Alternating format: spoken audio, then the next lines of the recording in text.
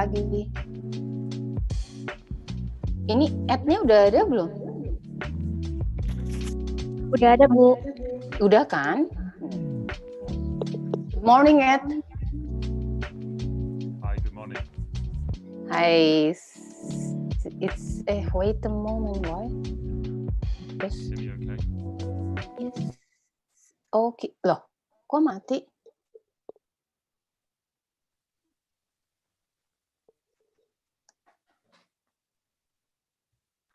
Bu, ya. What did you say?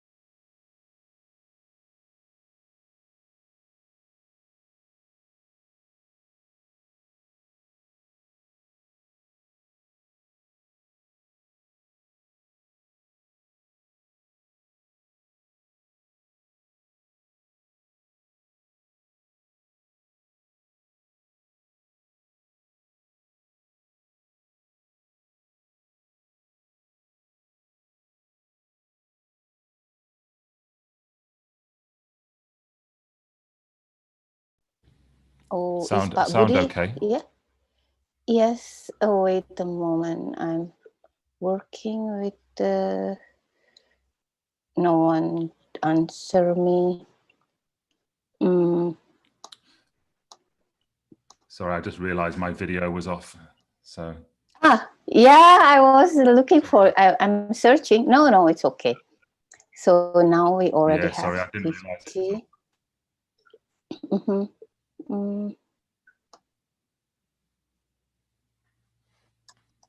Yeah, our moderator is walking in the room now.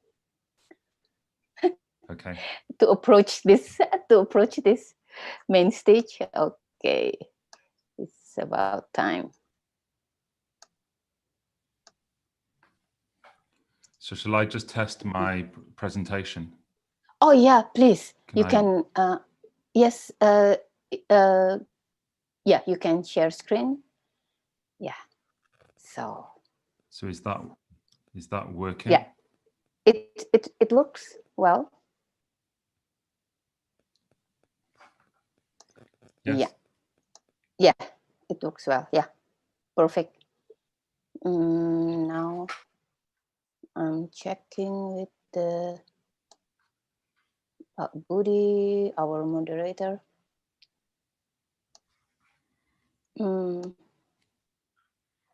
Yes, thank you.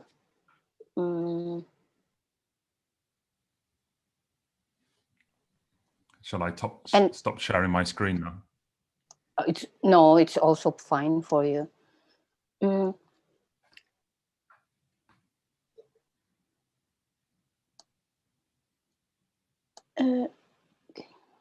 Okay. What's going on? No.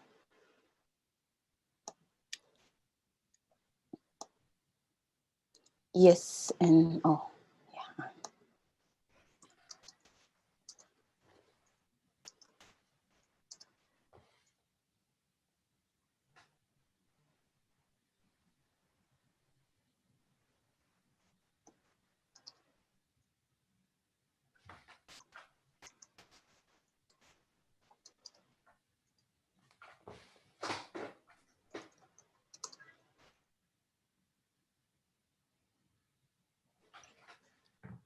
Yeah, we are 3 minutes late.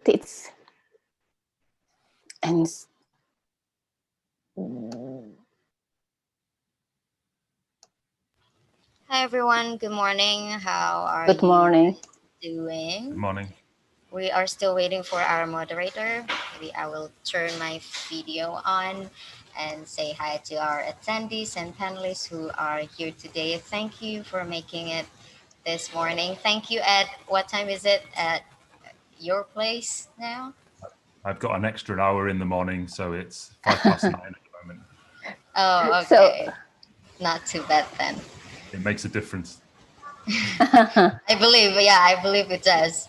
So, what are you guys having for breakfast? Coffee. Do you have anything? You have coffee already? Yes, of course. I have coffee. Also, Ed, you have coffee? Coffee followed by tea. Oh, tea nice. Yeah. Have you guys and what you got? anything to eat yet? I have beras kencur. Oh, Beras nice. kencur, a herbal drink from Indonesia. Have you tried beras kencur, Ed? I haven't tried it, no. No, you should come never. to Indonesia. They make the best herbal drinks, yeah. Without realizing it. Okay, so our moderator is here, but before that, I would like to floor the schedule today. So we should be starting at 8, theoretically, but today we are 5 minutes late, and without further ado, we will be having a Q&A session right after Ed's presentation, and then that would be followed by the 5th batch of paper presentation, and it will all end by 10:15 ideally. So Pak Budi, can we rely on you on this schedule? Sure. Pak Budi. With pleasure. Yes. Thank you. Then without further ado, the floor is yours, Pak Budi. Yes, we can hear you. Okay. Can everybody hear us? Yes. Okay. Thank you. Good morning, everybody. Or good afternoon, or even good evening for some of you. We'll have a keynote speaker from Ed, and we'll have 4 presenters and this morning. Ed, we will have 1 hour and 15 minutes for keynote speaker. I'm quite sure that your presentation will attract many questions. So if you don't mind, if we can have your presentation for 50 minutes, and then followed by 25 minutes question and answer. Is that okay with you, Ed? Around 50 Yeah, minutes? that's good. That's Okay, good. then. If Again, the 5 questions minutes are before nice and 50 easy, minutes, that's I'll give you a sign, or one of my colleagues will give a sign. okay. Okay, before we start, let me read a brief CV of Ed. Ed Baker is main board director of Broadway Malayan, Singapore. Ed is a qualified master planner, urban designer, and landscape architect. Before joining Broadway Malayan in 2002, he worked as a landscape architect in the UK and Australia, and has experience in both the public and private sectors. In 2010, he was elected to the Broadway Malayan Holdings Limited Board, and in 2016, invited to join the executive committee until now. A very talented designer, his extensive experience includes a lead role on a number of high-profile projects. He has worked on major development projects across the Southeast Asia, including Indonesia. I know that we have Cibis Business Park in South Jakarta, and also got an award, merit award from SILA, Singapore Institute of Landscape Architects, as well as got platinum rate from LEED. Congratulations for that, Ed. Thank you. And also the projects in Europe, India, China, Africa, Middle East, and North America. Ed is also acting as the main board director of Broadway Malayan, which encourages rigorous placemaking-led design process as the key to ensuring the success and maximizing the economic and social value of the project at any scale: city district, buildings, parks, individual homes, or even up to interior space. Without further ado, I would like to give the time to you, Ed. The time is yours. Okay, thank you. Thank you very much. Thank you for the introduction. Good morning, everybody. It's a real pleasure to be here at the conference today, and thank you for inviting me. It's also very interesting to be here in part of a virtual conference, and it's really interesting to see how people are engaging with this in a different way, which I think leads in quite nicely to the subject of my presentation, which is called Creating Places in the Age of Disruption. And it's in the context of the wider theme of the conference, which is about redefining space in the digital era. Sorry, So we've just had quite a long introduction there, so I won't spend too long on this, but just to give you a very short intro myself. I'm a director of Broadway Malayan, and I have the title of Global Head of Urbanism. What that means is that we focus on two areas, which is cities and communities and urban spaces. What I enjoy in this role is connecting the dots and making the connections between different places. And that's something that I'm going to talk about today at this conference. So how can we learn from different places, and how can we share ideas? This is a photograph of me doing what I enjoy most, which is using a pen and physically drawing. I love the virtual world, but I also really love the physical pen and drawing. In terms of what we call our global reach, Broadway Malayan is an international practice, and these are our offices around the world. We started in the UK.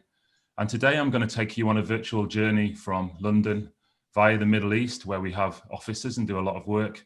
And I'm going to finish in Indonesia and talk about some of our Indonesian work which is completed, and also work which is very much in process. So when I'm not in my virtual office, where I've spent a lot of time over the last couple of months, like I'm sure a lot of people have, this is our physical space in Singapore. This is our studio, and I look forward to going in there next week for a couple of days as things slowly get back to some sort of normality. I like to talk about our collective, our urbanism. Sorry, Ed. Yes. Just a second. The slide is not moving, right? Is anybody aware of that? Just a second, Ed. Okay, it is here. Have I lost connection? Wait a second. Yeah, maybe my colleague can help. Yeah. Oh, where are we? Technology. Sorry, Ed, but maybe you could start over your share screen. My share screen. Okay. Oh, here we go. Share screen. Yeah, here we go. So can you see now? Yes, No. yes, Yes. yes, yes. Yeah. Yes, we Can can you- now. Okay. Can you see my office? Yes. Yeah, now Is it Please we can. proceed. bigger? And Yeah. can Yep. you see our team Cool. now? Yep. Okay, technology, eh?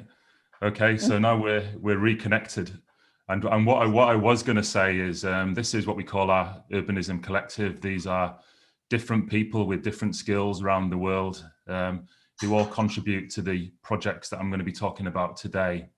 So skills like landscape architecture, urban designers, architects, urban branding, and it's this range of skills that help create the places that we do.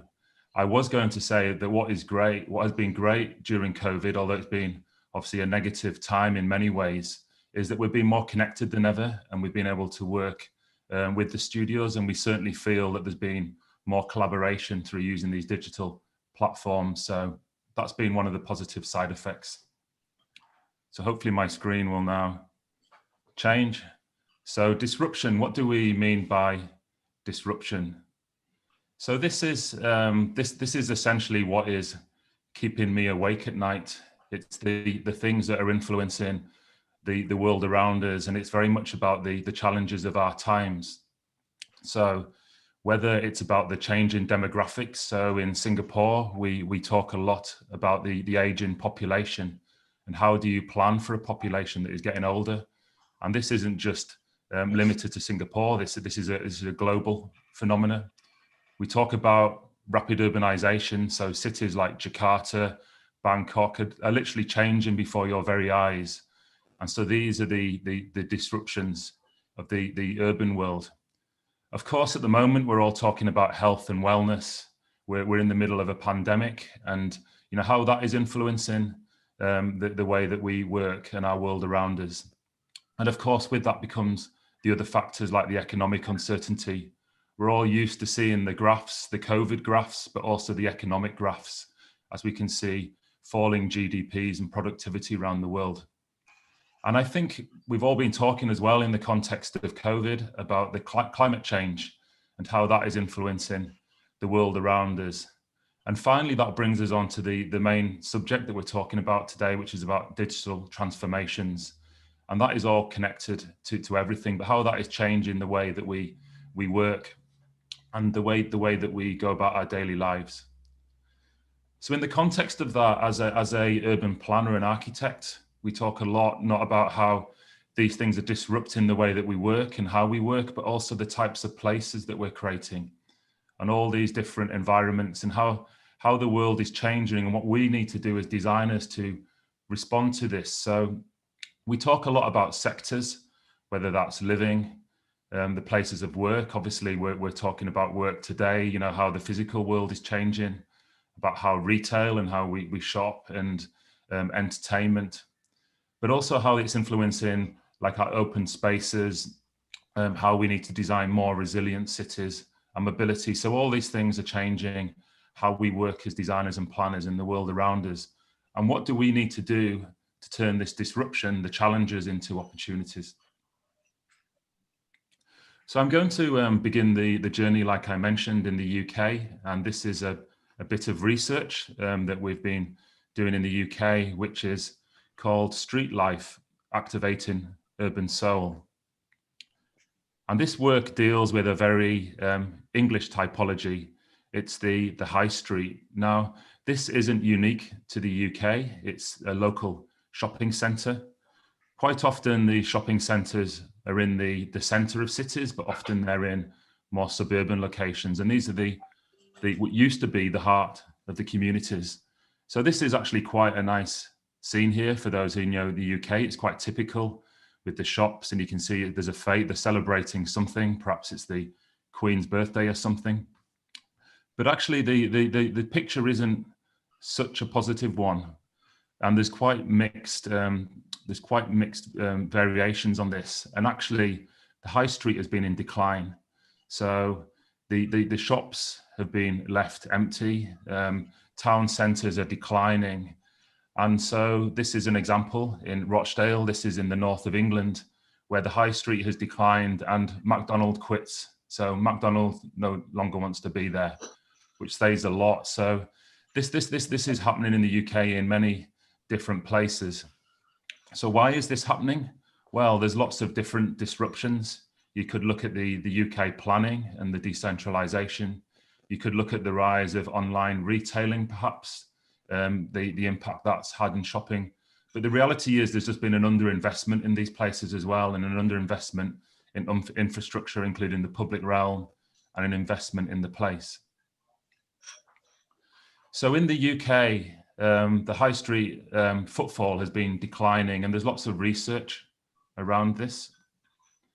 There's lots of research around this. And so this is a report from PwC that talks about the number of shops that have been closing. And actually in The Guardian yesterday, there was some latest research which talked about the impact that COVID-19 has had on the high street. And so there's a real impact, and shops are closing. And so what do we do about this? So our bit of research has been looking at how we can start to reinvent the high street. What can we do as planners and designers to respond to this problem, and how can we start to create new places? So we've identified through our research what we call 6 ways of trying to deal with the issues with the UK high street. And we believe these are ideas that could be applied anywhere in the world in very different contexts. So the first thing is community driven. It always has to be about the community and how you work with the community, how you work with the local government, and how you work with strong leadership. It's about engaging sometimes the people that aren't always heard. So on a high street, you have the shop owners and the businesses, but also the people who use these spaces. So they're not just shopping spaces, they're social spaces, or should be social spaces. So it's about the young people, it's about the wider communities. So in the UK, we're getting better at doing more and more engagement. So how do we involve these people in the planning? How do we enable and empower people? So how do we find our leaders? And our leaders aren't necessarily old people. They can be young people, or they can be very young people. So how do we find the stakeholders that we can engage in the regeneration of these places? And we call it elite projection. What we need to be very careful is that the people at the top aren't dictating all the planning. We talk a lot about bottom-up planning. So how do we involve the community? But what I know and what I say isn't necessarily right. And so how do we need to involve people in this process? And this is a project in the UK that we've done in Hemel Hempstead that has been driven through the young people and play, and how this has helped regenerate a high street. So we always talk about building a vision, a shared vision, as I've talked about. This is our team working in Manchester, involving the different stakeholders, different people in the community to create this shared and sustainable vision. And that has to happen on a project. So one thing we talk about a lot, and this is something that we talk about in general when we're creating places, is how to create something which is authentic. What is the story of the place? Every place is different. So whilst we might work in different places around the world, or there's different high streets in different places in the UK, everywhere has its own story. So as designers and planners, we have to try and discover what the DNA of these places is. How do we create something which is unique and bring out these unique elements of the place, which is essential? And so while in terms of the impact of online retail is affecting these places, so it could be regarded as a negative. Actually, we've got access now to more and more data. And I know that yesterday, the conference focused on this quite a lot, about the use of data in planning. So how can we not just access spatial data like GIS and those tools that we use as planners, but how can we access different types of data that allow us to understand the place? They allow us to understand the DNA of the place. So how are people thinking in these communities? So whether it's through social media, obviously everybody loves dogs and cats around the world, but what are the nuances of those neighborhoods and how people are engaging with their environment? So a lot of our work is trying to focus more on using this data to create more interesting solutions. And so in this, I think we have to be careful that when we talk about data and using data, that actually what we do is not just the science anyway.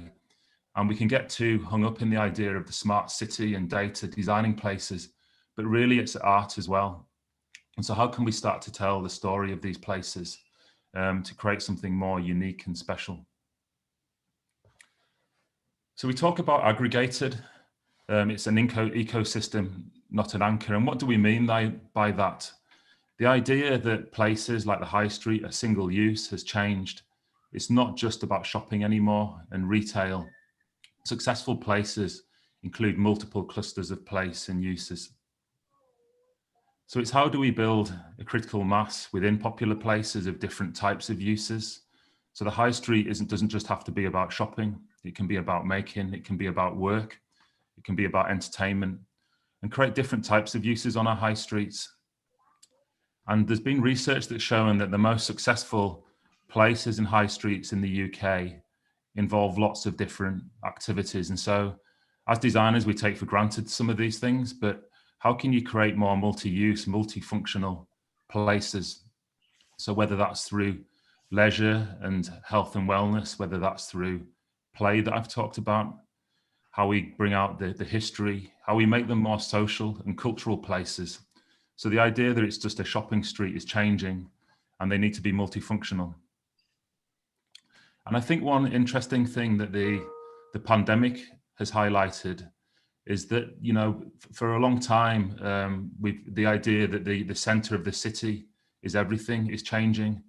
And we've been starting to learn to love our local neighborhoods, those areas that are in close proximity to us. And this could be part of the solution for the high street, in that these local neighborhoods and centers, people are starting to ask more about what they want in the local, how these spaces can be social centers, what sort of facilities that do we need? And so the high street can start to reinvent itself by looking at these different uses and starting to consider something beyond the single use. So how do we create a lively and livable center? By mixing these uses together, by looking at things like markets. So traditionally, the high street used to have more markets and more events, but this has died out. So how can we rediscover some of the traditions that once made the centers active? I put on here a picture of a project we were working in Surabaya, actually. So the idea of livable, vibrant centers isn't just unique to the UK example. So how can we create experiences?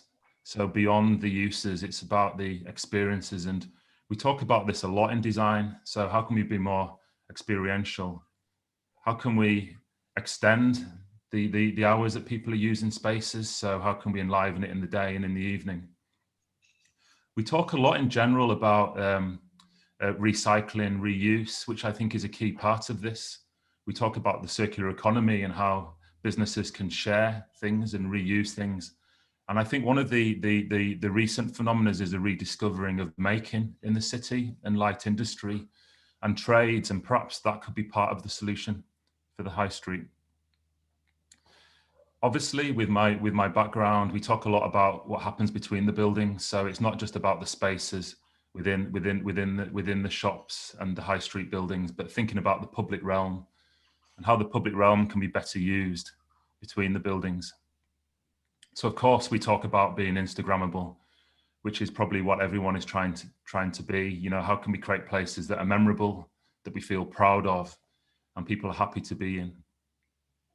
So make it playful, make it fun. It doesn't have to be serious planning. Like I mentioned earlier, it can be driven through play, it can be driven through children, and how can we engage and activate? And how can we make it more sustainable? So how can we cool the climate? How can we make the buildings greener? How can we accommodate, you know, what we call the green and the blue engineering in Singapore, manage the water and make them greener places? We talk a lot in planning, and this defines probably most of our projects are driven through connectivity. whether that's the physical connectivity, but also the digital connectivity these days. And we talk a lot about transport and how people move through spaces. So how do we manage the pedestrians? We've seen a rediscovery of cycling, and that's a global phenomenon, whether we see these images in Italy, how the streets have been reclaimed after COVID-19, or in Paris, or in the UK, where there's been a massive investment in cycling over the last 2 or 3 months. And so how can we create places which are better places for people to be, that include more opportunities for human interaction? And so this is all part of that regeneration of the high street. So pedestrian first and healthy streets, streets that are safer to be in, safer for children to be in, so safer for the elderly to be in, and more universally accessible. So, and how can we connect with transit? So in Indonesia, seeing a massive investment in infrastructure. So how can you make more of that? And it's the same in the UK. How can we better connect places through the public transport, through the local stations, and create connected density? So this is an example in Indonesia, which is a very high density, but how can we start to maybe increase density a little bit more in the town centres to create more of a critical mass of people? And so we talk about parks, not car parks. Parking usually ruins everything in any project, so it's a reality. We have to manage that. But if we create more accessible, public transport accessible places, then we can start to maybe think about the car parks and how we reduce it down, and more innovative parking solutions. And we talk about the virtual connectivity. So while we talk about the impact of online retailing, actually retailers are still really interested in the physical world. And so how can we start to engage more between the physical world and the virtual world, and how can we use these together to create better places? This is actually a project that we did. It was a competition looking at the centre of London about how technology could be used to start to rediscover some of these spaces that have been a little bit not unloved, but the City of London is very work dominated. So in the evenings, it's very quiet. So how could technology be used to activate spaces? So creating conditions for smiling at strangers and social interaction. How can we bring people together? And evolving. I think the key thing on any project is that we know it's not about a fixed plan. We talk a lot about the end of a project, but it's evolving. And actually any good framework plan should constantly evolve and be able to adapt. And particularly, in the context of disruption, things are changing. And as designers, we have to be better at evolving and changing. So the idea of single-use spaces are obsolete. Spaces need to be more multifunctional, and there needs to be more flexibility in the way that buildings are used, how buildings are managed, and how we can create more multifunctional spaces to accommodate some of the uses I was talking about earlier on. So how do we use vacant spaces in the city? So how can we start to use those spaces that are a little bit unloved, perhaps with some temporary uses of the idea of events? And how can we start to curate these spaces? So rather than just seeing these projects as planning projects that are very sort of physical and fixed, how can we start to activate and bring in more program of events? And I talked earlier about how the traditional high street used to have a lot more events and markets and things happening. How can we start to bring those as civic events back into the UK high street? And how can we start to nurture and create the place? This is a project in Chester in the north of England. And so it included some heritage buildings, but this was about public realm improvements and starting to create more spaces, trying to bring more people together for civic events and a place. So multifunctional spaces are very important that can accommodate a range of different activities. And so we talk about where perhaps shopping streets and the high street is at the moment and where it might be in the future. And we've talked a lot about this sort of post-COVID, about this rediscovery, but this is a long-term strategy. And I think the interesting thing is the research that we were doing pre-COVID has been aligned and strengthened post-COVID-19 as we start to think about what the high street could be as we bring these things together. and we make them more pedestrian friendly, more activated, and more mixed use. So the example I started with at the beginning, where McDonald's has left, perhaps we don't care so much that McDonald's has left, although many people love McDonald's, but perhaps there's another role and function for places like Rochdale, where they start to discover a different type of use and a different type of space that brings people together. So I'm going to move on from the UK, and I'm going to land in the Middle East now. And I think one thing that I would like to talk about in this age of disruption is how the importance of open spaces has been highlighted. I think during COVID-19, we've all discovered perhaps some of our local spaces. We've also discovered perhaps what our local spaces don't have. And so how do we create better open spaces? And so this project is work that we've been involved with over the last 6 months. It's in the Middle East, in the UAE. And it's a project which is about rediscovering the open spaces in a city and how to improve open spaces. It's an investment in what the city calls livability. And what it means by that is how open spaces and the softer infrastructure, the green infrastructure, can contribute to making this city a better place. And so we looked at 12, actually 13 parks in the city, all with a different character.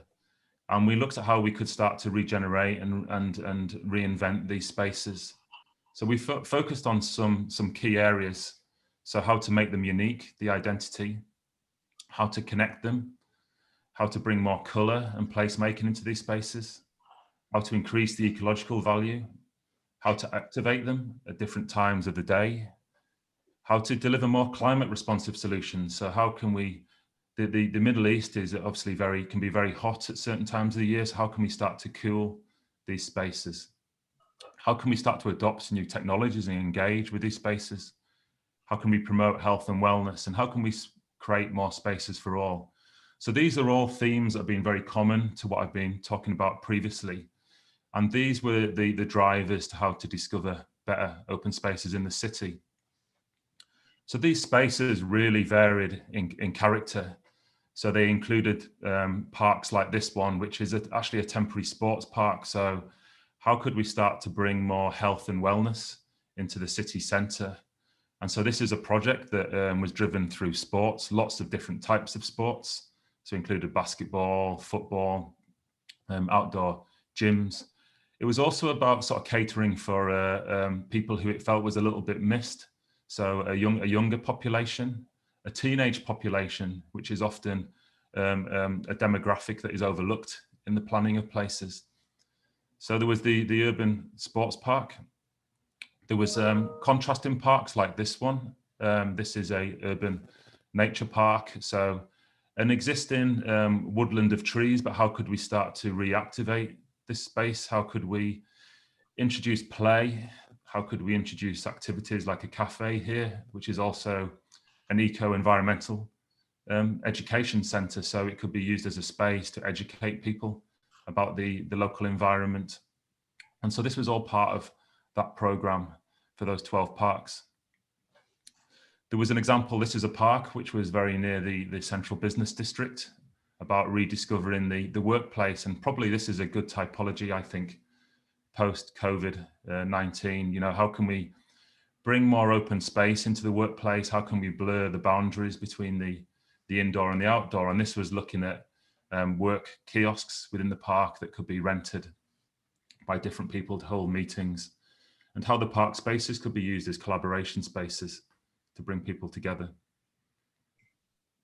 And so one of our ideas we developed, which was a sort of a concept at the beginning, it hasn't been adopted, is this app. And so what we wanted to do was come up with a concept that was actually not just physically connect the parks together as part of a network, but also how we could virtually and digitally connect the parks. And so the idea of an app that could start people to rediscover their existing spaces. So there's lots of interesting things already happening there, but as the improvements happened, people could start to rediscover these spaces in a different way.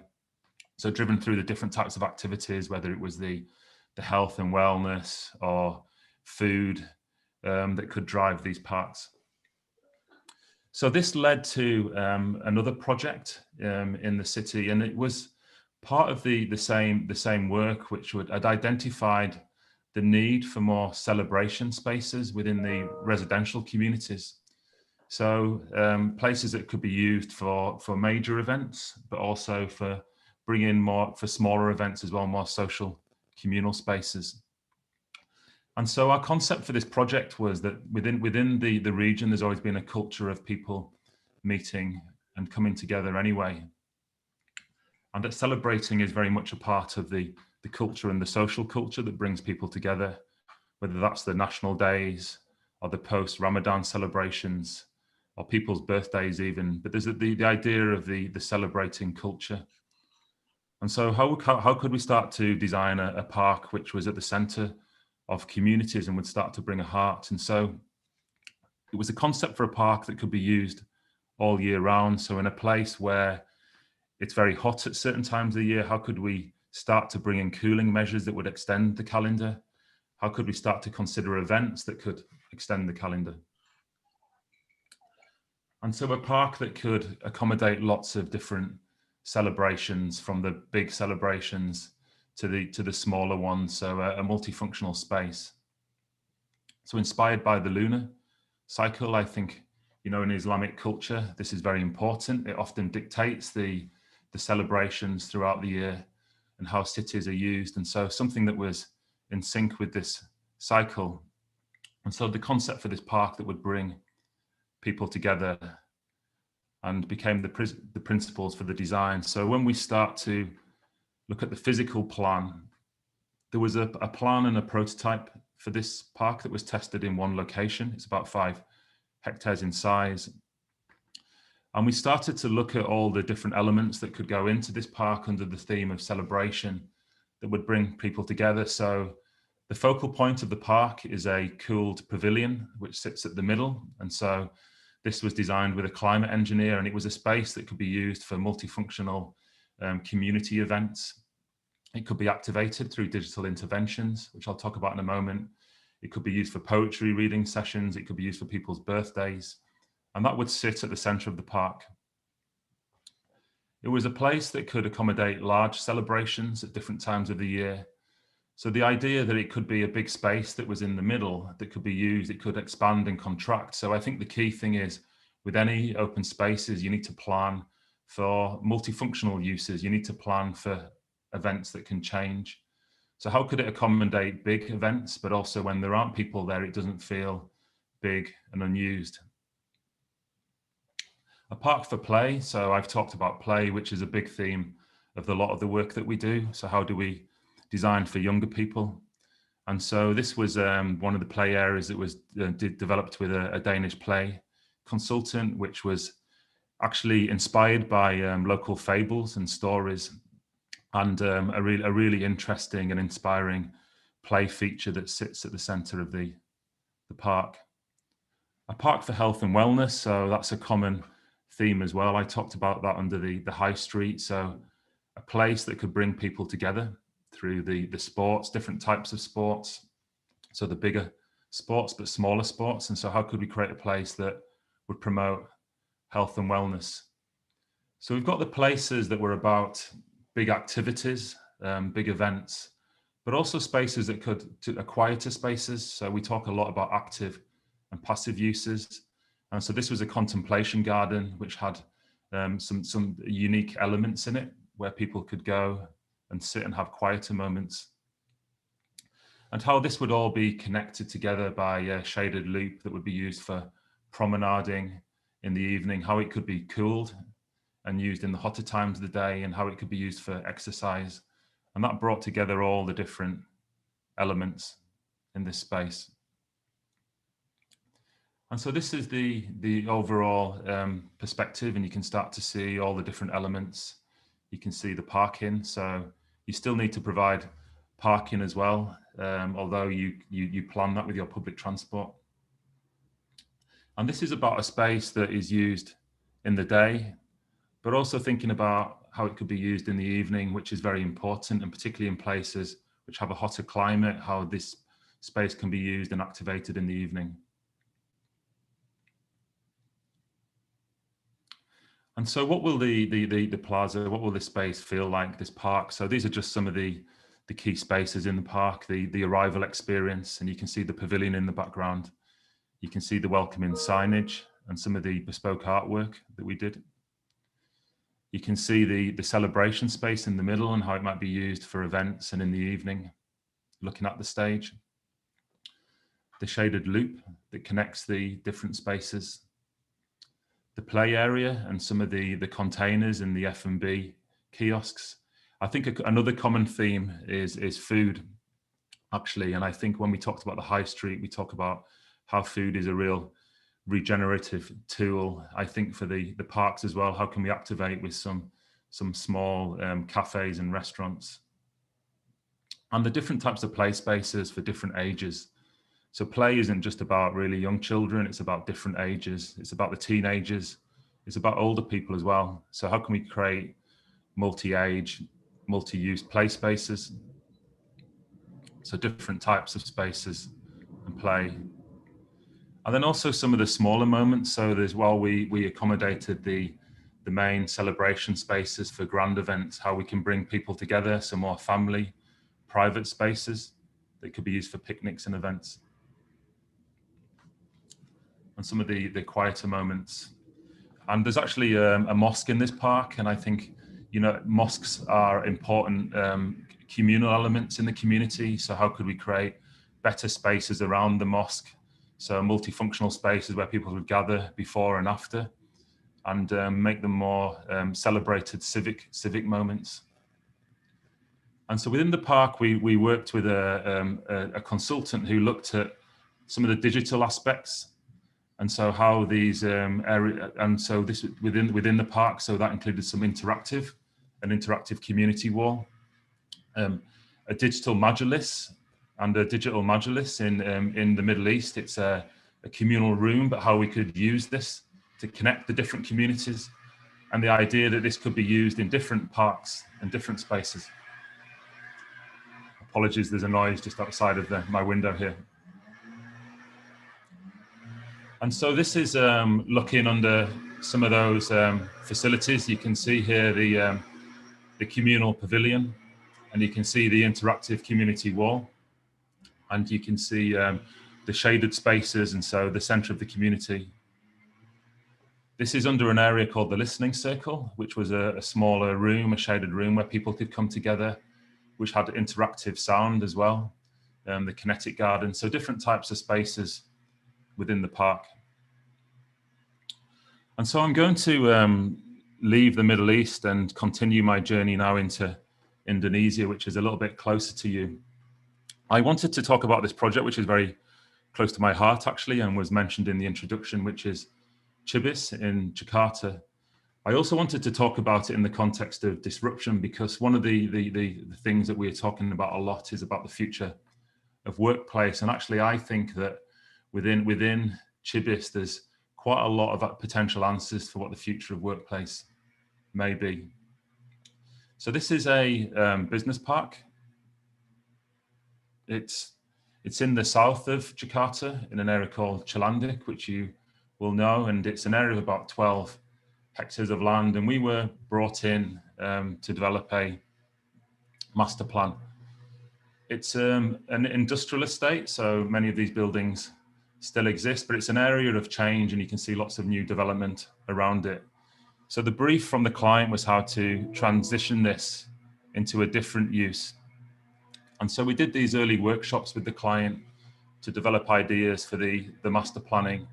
And so here's a younger version of myself working with the client, exploring options for the site. So exploring options for how to approach the planning. And so there was a very interesting brief from the client.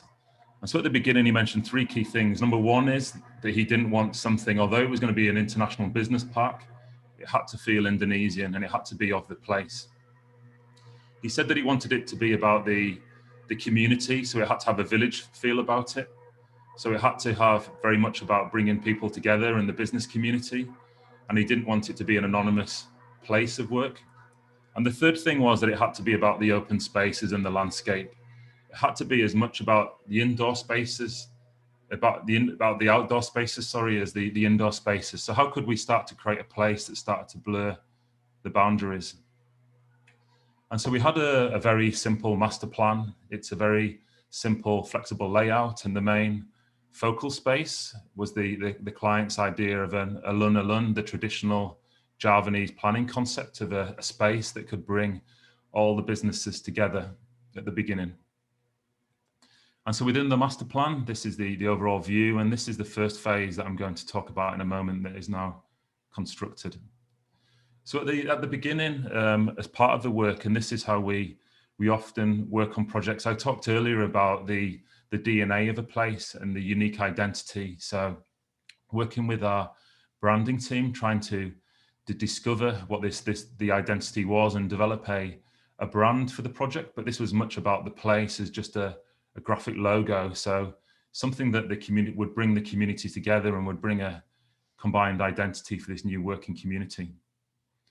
And so now the phase one has been built, and these are some recent photographs that we had taken of some of the communal spaces. And you can see here these fantastic outdoor spaces that are shaded, are activated with the retail uses. And people come out here. And I think as we talk about this sort of post-COVID workplace, the idea of a workplace that has more open spaces, more opportunities to work outside has to be the way forward, because I do believe that the physical workplace is still very, very important. So how can we start to consider a future for this, which probably does include the digital as well, but how can we start to create different types of spaces? And so this is the main square within the master plan. And the really nice thing is that when we work as designers, we sort of like to design these spaces, and we spend a lot of time pondering over these spaces, but really the success is how they're used, how they're activated, and how people are adopting them. And what the really nice thing is that the client and the people who are working there have adopted these spaces, and they're used for many different events. So you can see here the space has been used, and for fitness, they're used for marketplaces, they're used for celebration events like the park in Abu Dhabi throughout the year. And you can also start to see how the overall identity that we developed has been brought into the spaces. So it's the environmental graphics, but how we've got this sort of common thread through the project. And so you can see how the greenery has been brought in and the importance of the greenery, lots of green walls, lots of planting, and lots of interesting interventions like public art. And so moments that help to bring out the identity of the place. And so this was working with a glass blower in Bali, and an artist developed this installation for the lilies outside of the main building.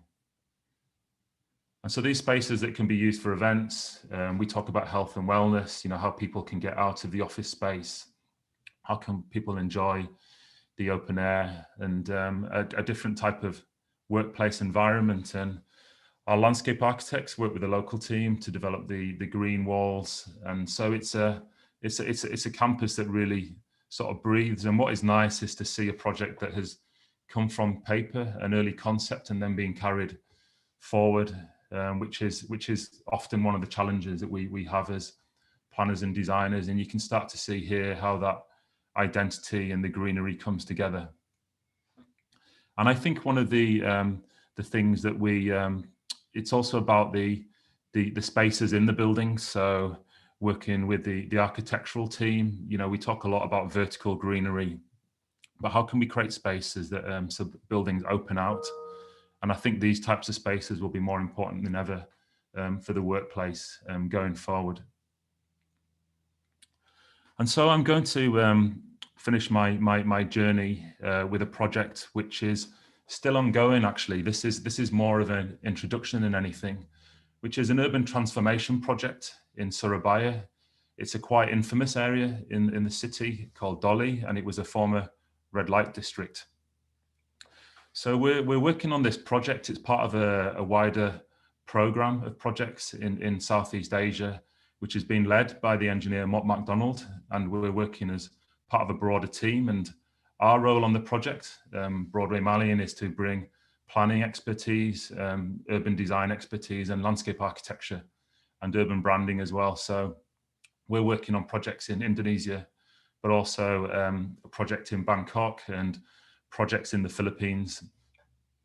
The broader themes of the program are really interesting. So Global Future Cities, it's a UK funded program, working with locally based teams, and the themes are very interesting because it ties in with a lot of the things I've been talking about. So how can we create more resilient places? So how can we start to consider places in the context of climate change?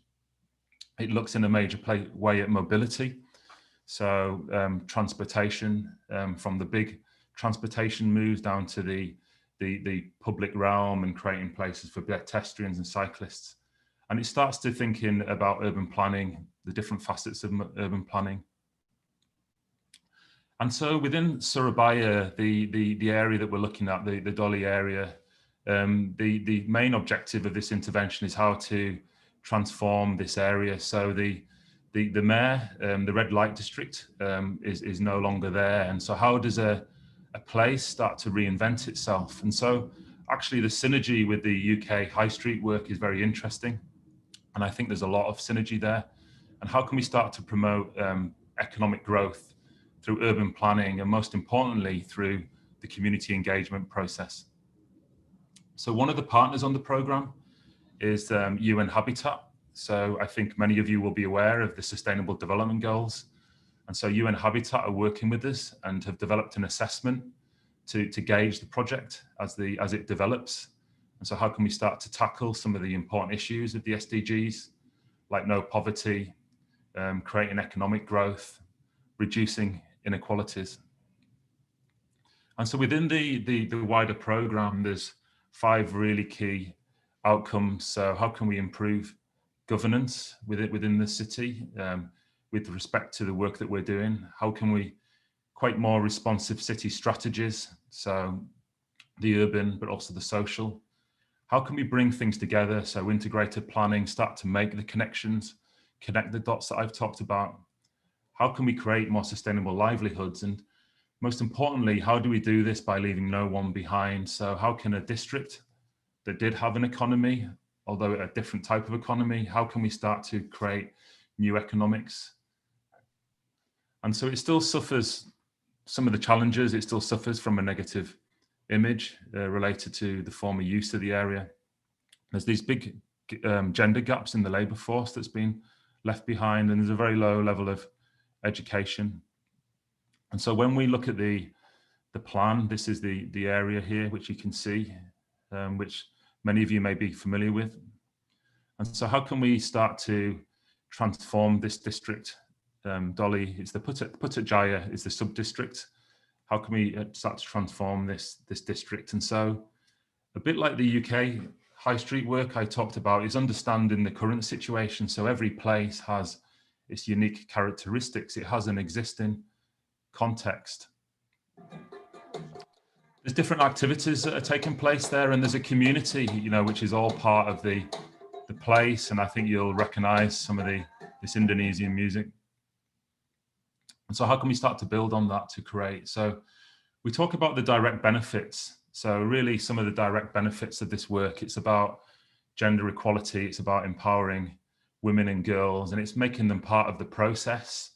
It's about engagement. And so the team have been working with different stakeholders within the community. And this work is ongoing. It's been very interesting doing this work during the COVID-19. So how can you engage more with communities digitally? So that's been very interesting part of the work. Ed, sorry, Ed. Hi, yes. You have 3 minutes to go to finish. Okay, yeah, I'm nearly there. Please proceed. Thank you. Okay. And so it's about engaging different people in the community, the business people. So from the boutique owner to how to involve the different youth groups. And then the key part of the work is about capacity building. So not just developing this knowledge, how to train people and bring people on the process with you.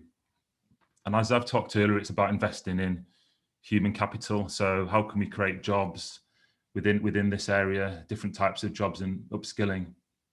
So I'm going to finish by talking about the physical intervention. So this work has only just begun. So the first work that we're doing at the moment is looking at this street in Doli, which will be a pilot project. And so this was previously the main center of the red light district called Gang Doli.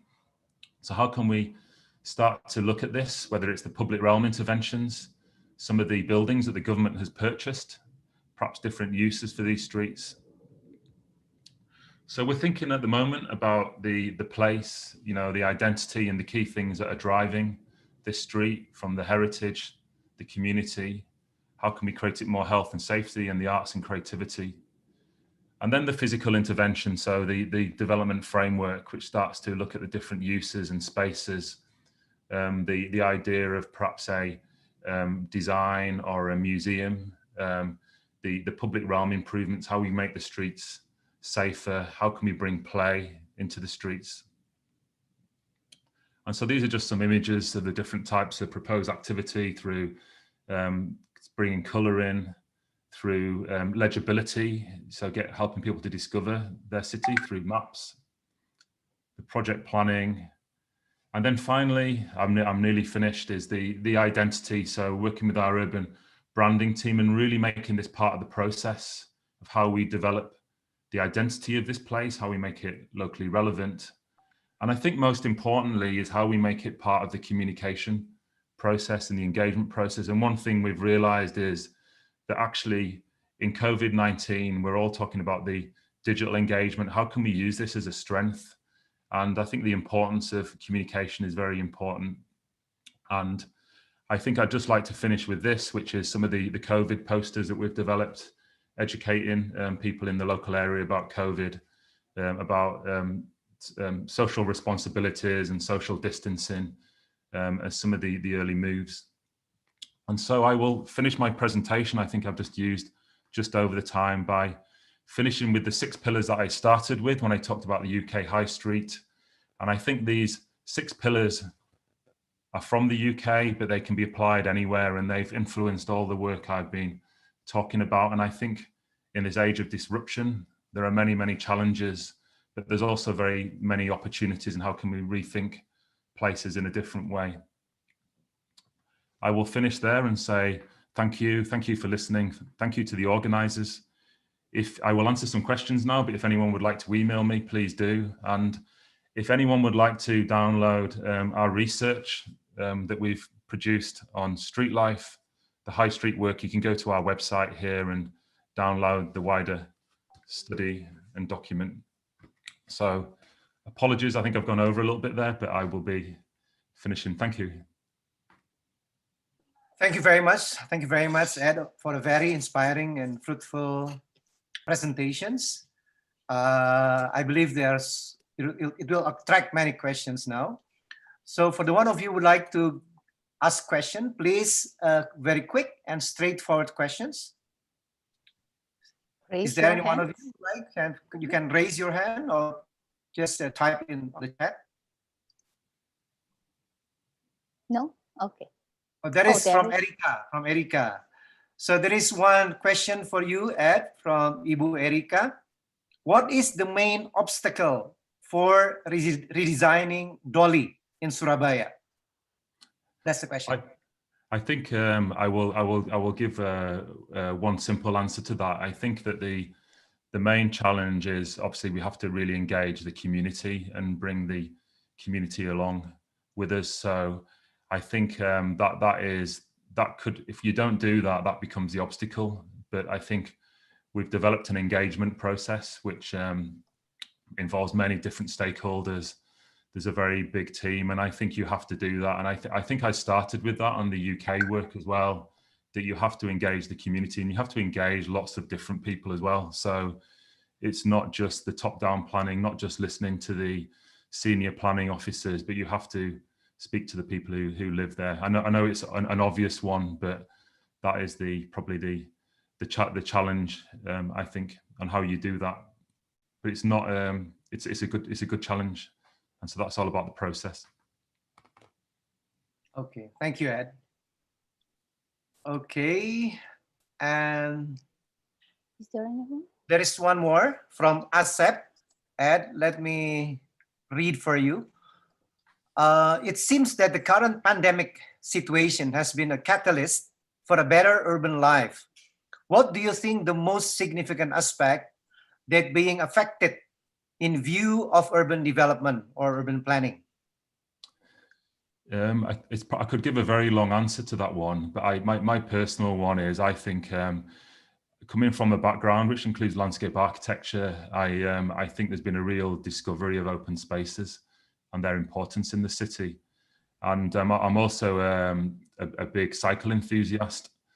And so I think that actually the rediscovery of cycling in the city, and so even Singapore has a growing cycle culture, but even in Singapore, where they've been a little bit cautious with cycling on the roads, they've just announced measures to bring more cycling lanes in, and so that's been a real positive. That's a personal one, I think, about this rediscovery of public life and public spaces. Thank you, Ed. There is one more. There is one question from YouTube, from Mustafa Kamal. The question is, how do you localize the design when there are pressures of digital social media? How do you localize it in, in what sense? I mean, how do we create more local places? It seems. Yeah, I think so. How do you localize the design when there are pressures of digital social media? Oh, I think maybe, I don't know whether the social media, I mean, I think I talked about how it can be a real plus because it helps you understand the place better. You know, you get to hear from you can understand, and so we're getting better at how to use data. And I think as part of the process I talked about in the UK is our team at looking at how to analyze social media to understand the place. And I think it helps us understand beyond just people's love of cats and dogs, what they think of their local area.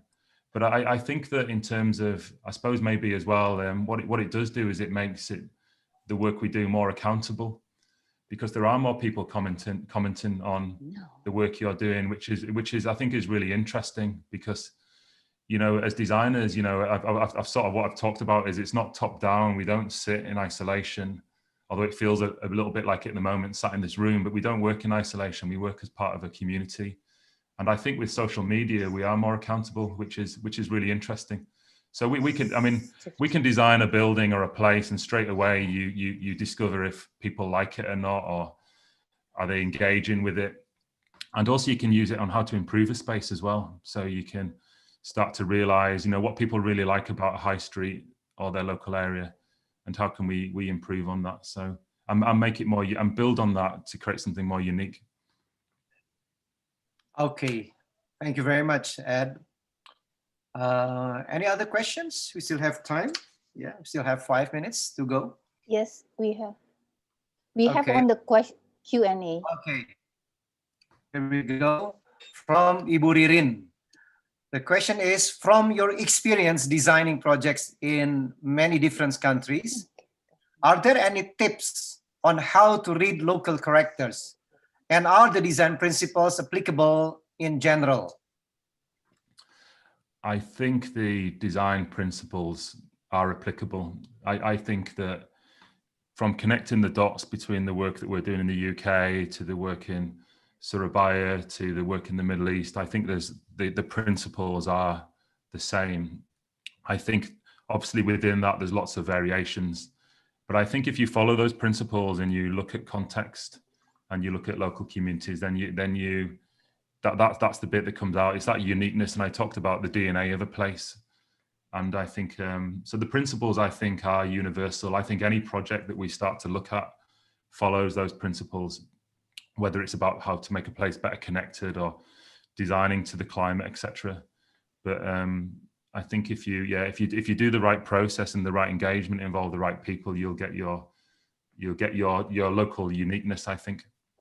I mean, often we get asked, I mean, I spoke at a conference about 5 years ago, and one of the questions was, you know, you presented all these projects from around the world, but, you know, what makes you think it's unique to the place? You know, how do you really know? And it's quite a difficult thing to answer, actually. But I think that if you don't go through the right process, the things that make a place are lots of different things. So it's the local plant species, it's how people are using them in terms of events. So I know, for example, in the Philippines, when you design an open space, they do a lot of Zumba.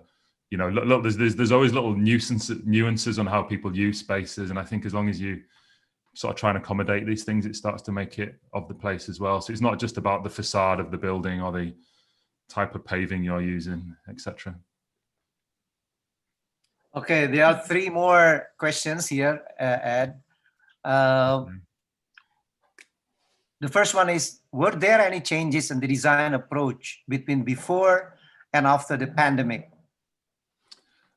I think we've discussed it. So as a design practice, we've discussed our strategy as a business, and has our strategy changed before and after? And actually, what we realize, our strategy is based on what I've been talking about. You know, these new types of places that we need to be designing, because that's where our business is going and how we do it. And I think the conclusion we came to is that actually the pandemic has just highlighted and strengthened the strategy. It's highlighted the importance of climate change, as we all discovered that there's an opportunity for maybe a cleaner and less polluted environment. You know, it's made us think about, you know, how to design that. You know, it's made us think about cycling. It's made us think about our local shops. You know, if you live, I mean, my personal world, like everybody's, for about 2 months was all about the end of the street. And, you know, I really thought about what local shops I have,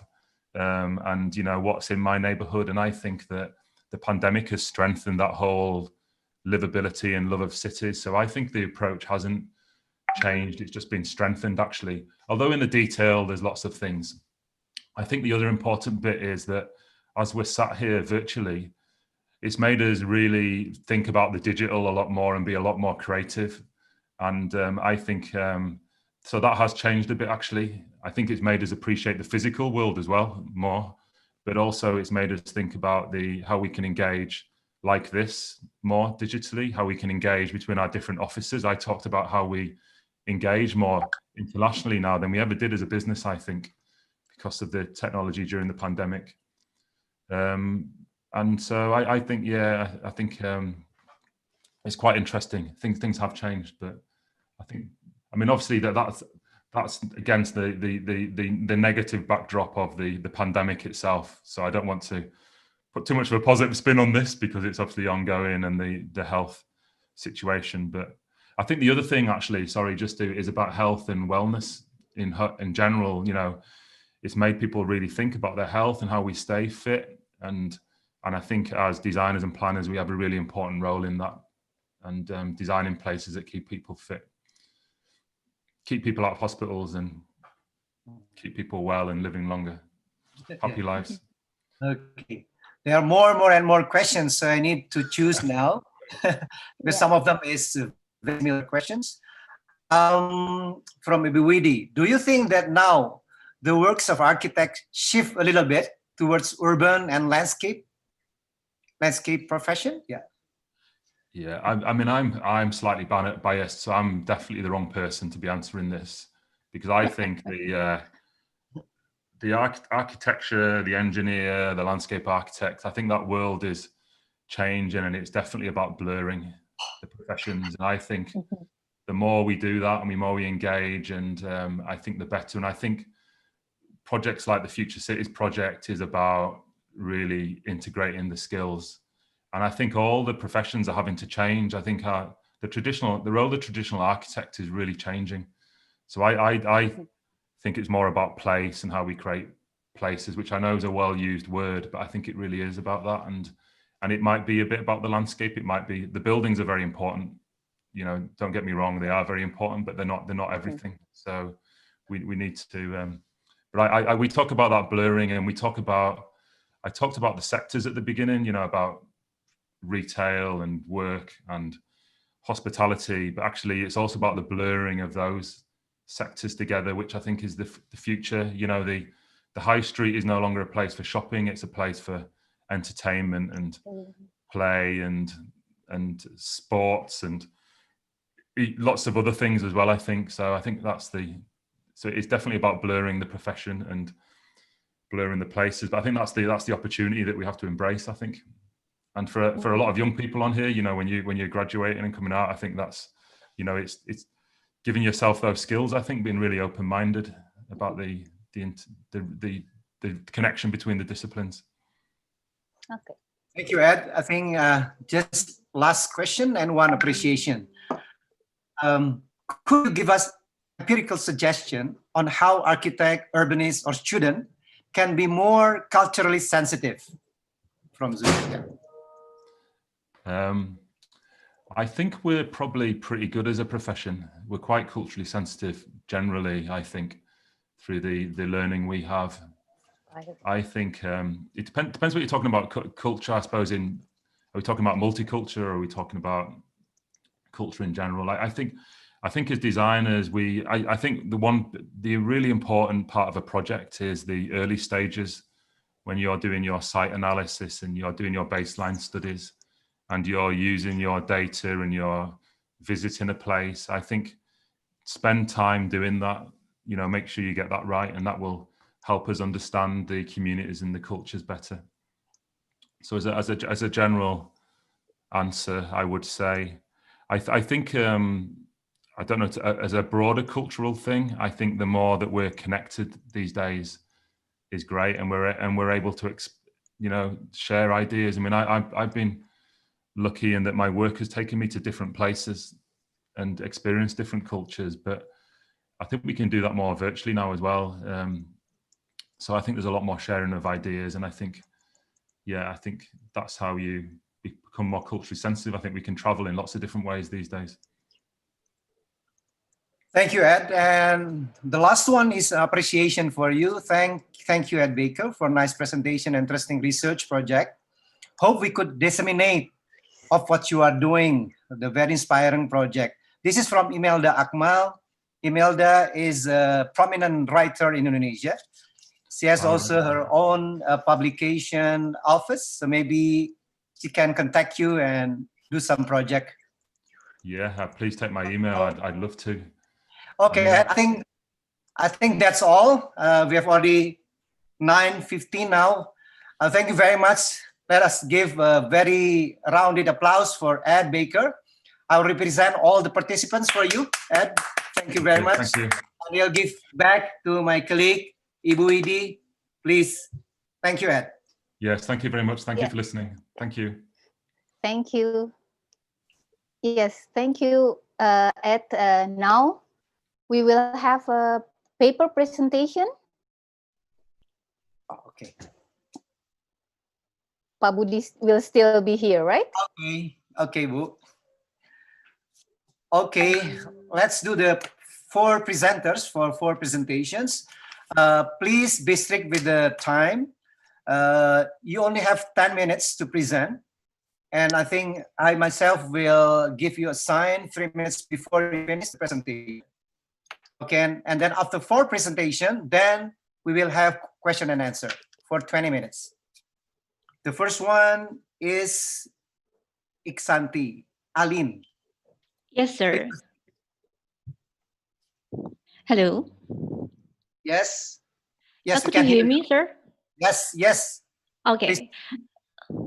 Okay, ladies and gentlemen, good morning. My name is Alinor Maisanti. I'll use a share screen from the committee study using urban network.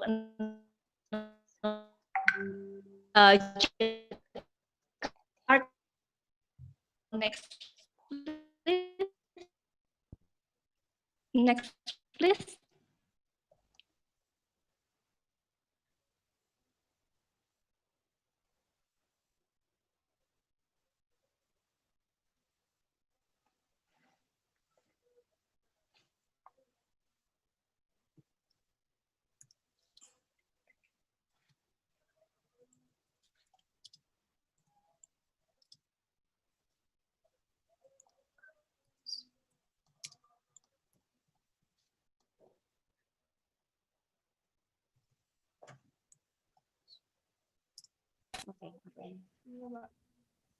Hello, Ali. Hello, Aline. Hello, Aline. Can you hear me?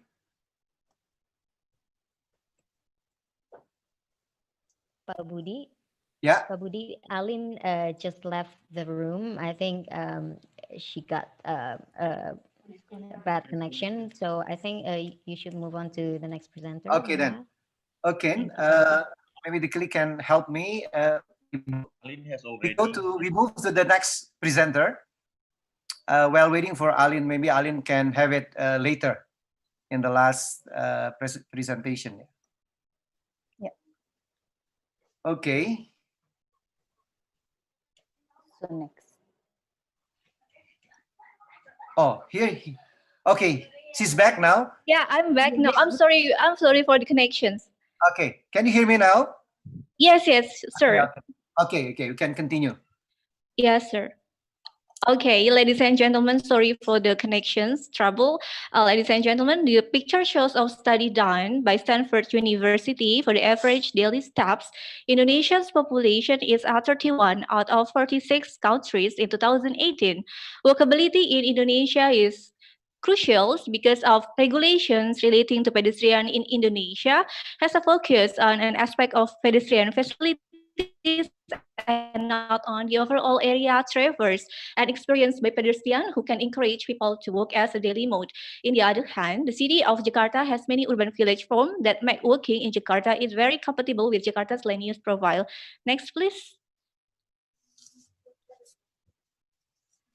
The objective of this design study is to improve walkability by comparing the existing Tanah Abang transit area and design interventions based urban network analysis. So what we did is identify pedestrian movement pattern in 700-meter radius from Tanah Abang stations and simulate the existing conditions of the pedestrian network and analyze the criteria. And then design Tanah Abang transit area based on walkability in UNA simulations. Next, please. Tanah Abang Stations area is the locus of this study. It is famous as the biggest commercial center for textile wholesale in central Jakarta. Next, please. As we see, the east area is urban village and north and south area is mixed of residentials, commercials, and civic. And in the west is commercials area. Next, please. The major problem are connectivity and accessibility, but there are other things like parking cause congestions and quality of the river area.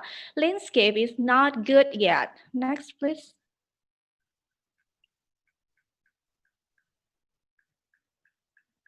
Criteria like we did in our previous research about walkability and thermal comfort in Bandung, Indonesia on 2018.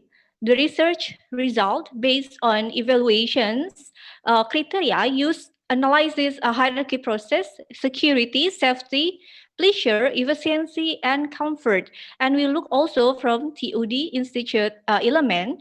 The design study is focused in the efficiency criteria that correlate in network centrality measure of UNA toolbox. The sub-criteria are distance, block size, building type, and connectivity. Next, please. Ladies and gentlemen, in Surabaya, Indonesia, UNA is used to predict future working activity around proposed tram stop and suggest to which access street around future tram station should be prioritized. The study has been done in Punggol, Singapore. UNA is used to predict the optimizations of the distributions of retail locations. The study was done in Dipati Ukur, Bandung, with the object comparisons between plain area on colonial period and unplain area. UNA is used to determine the building level, isolations, or closeness level of buildings to surrounding area, the crowd at the crossroads, and transportation's accessibility. Next, please.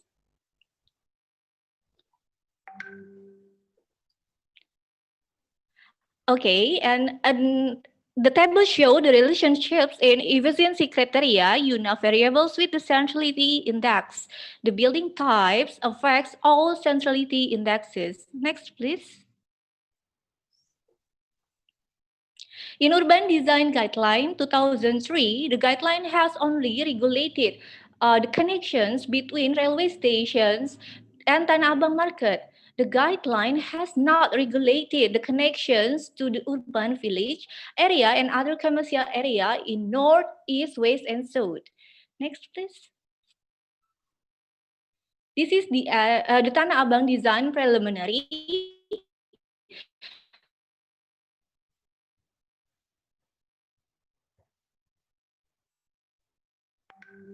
Aline? Aline, can you hear me?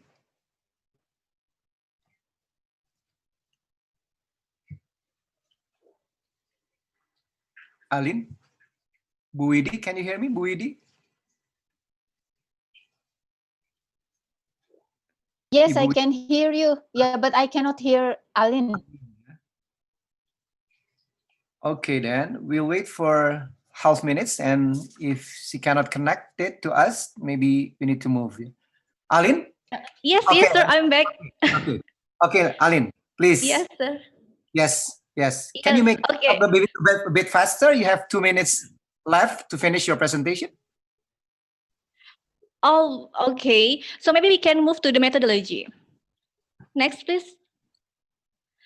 Next is methodology. In the analysis of spatial workability data, an analysis tool. Next, please, for the next slide.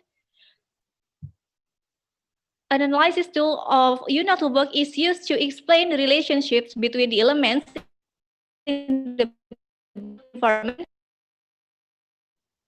building that calculate in UNA toolbox around 10,882 entities. And this is what we did is first we calculated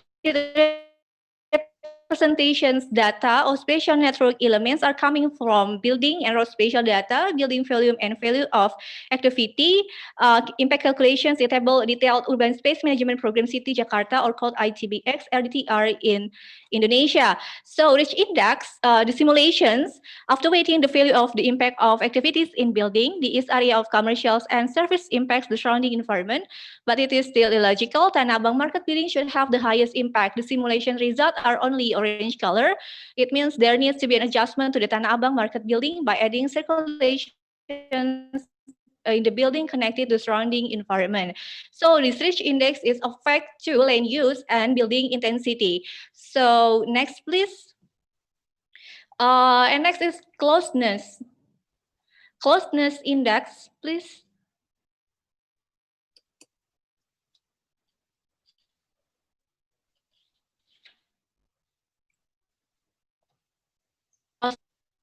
Okay, closeness index is related to the issue of connectivity. It shows the level of isolations of an area with its environment. The level of isolations of color change after the impact value is calculated, but the isolated location is still the same.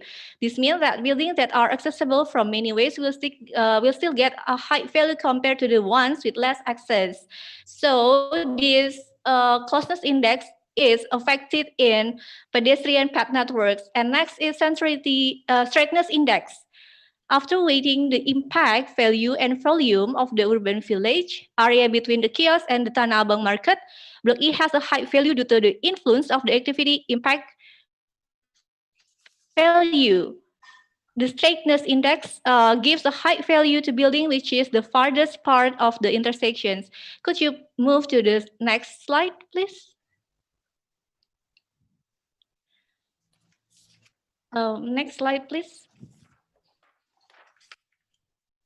Okay, betweenness index.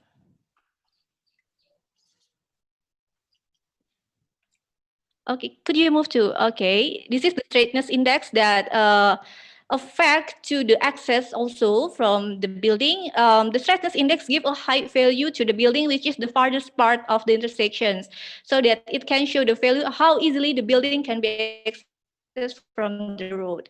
Next slide, please. And next is betweenness index. Betweenness index was calculated from many and building This shows that north and south areas of Tanah Abang market get influence from the shopping center. So the between index affected in the public space planning. And next is gravity index in terms of sensitivity of distance. The west and south of the study area turn yellow color. Could you please next to the gravity index? Gravity index is used to determining the locations of parking, but there is the difference with transit-oriented development institute element. If the OD institute element is reducing parking. Okay, this is gravity index. And propose master plan. Yes, and next is the sections.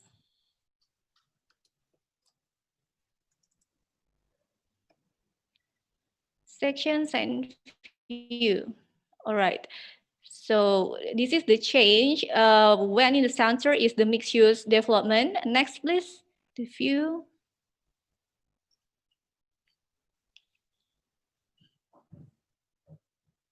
Okay, and we go to the conclusions.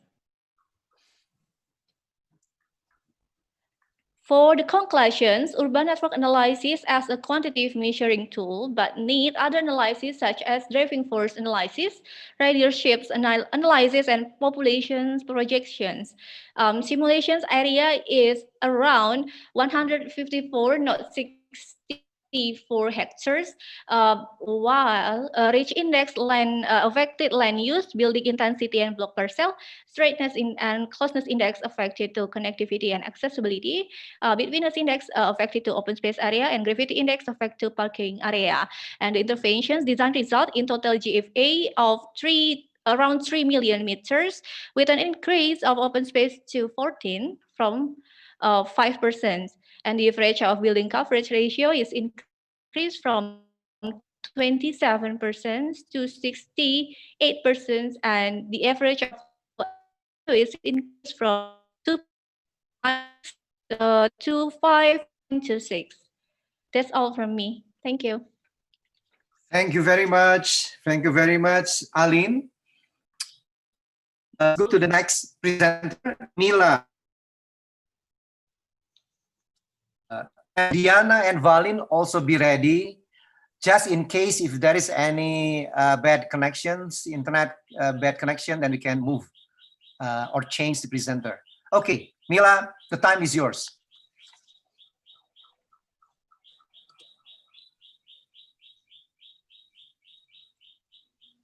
Mila? Mila, can you hear me? I'm sorry, I forgot to unmute my, Okay, that's okay. microphone. Okay, Mila, you have 10 I hope minutes. you can hear me. Yes, Yes. thank you, Pak Budi Faisal, and thank you for Arte-Polis committee. Good morning, everyone. I am Mila Andrea Safitri, and I am a lecturer in interior design major, but I am also an alumni of architecture of ITB. Okay, this morning I will share about a sense of place in digital placemaking. I hope everyone can absorb a little bit of my story this morning. Okay. I cannot. Why is it can moving? Okay. What is sense of place? I get one of quote about sense of place. That sense of place is about sixth sense. It said because it can become an internal compass and map made by memory and spatial perception together. I rather put a highlight about a perception together. Is it true that a sense of place is very personal thing, or is it about something that people or groups of culture agreed on? It becomes a small question in my mind about this. So I will share in 4 big groups of themes. First is background, second is definitions, 3 is about VR and AR role in shaping sense of place, and the 4th is closing. So for the background, I will share a little bit about what is AR and VR. AR and VR started commonly used in many terms, such education, entertainment, presentation for business, and many more. It is about the tools that technological tools in artificial intelligence, and the tools can be used in presenting the environment that cannot be seen and felt directly. So VR is the full immersion in a digital created environment, said Guten Tag. Difference about augmented reality and virtual reality. For AR, it is that when the image is given information and contents about the specific image, then information is added to the image and real life context, so that people can get information about the thing or the specific product that is shown in augmented reality. And the second is virtual reality. Maybe you already heard about VR. It is very commonly now. It is used for bringing the specific place that is not directly can be seen. So it is brought to the our view directly from the Google or the tools that we use in seeing the VR. For example, is that people can experience the new flyover in the other continental, so that we cannot, if we cannot go there indirectly, so we can experience it from where we are standing right now. So sense of place can be defined as concept that consists of comprehensive aspects, such as feeling the places, percepting the places, and attaching the meaning of places to somebody's mind. So it is about a perceptual process in the sensory, and then bring it to the brain, and then bring it to the all senses that human have, and some kind like a very complicated process in our body and mind. In terms of shaping the sense of place, human and the environment are the main former subject. So there are three main dimensions in the interaction between human and species. There are cognitive, behavioral, and emotional dimensions. What about them? So the first one is cognitive. Cognitive is about spatial perception and spatial arrangement. So during the people know the environmental elements, such as buildings or roadways or corridor or pedestrian or trees maybe, or the shape of the roof of the building or some kind like that, environmental elements. And people use it for navigating the way or the direction in some places or space. And the second one is behavioral dimensions. It is connected for the activities and functional relationship between people and the environmental. So maybe it is about the main function of the space or place that people do some activities in the specific place or place. And the third one is emotional dimension. Dimension is pointing to satisfaction and attachment to place.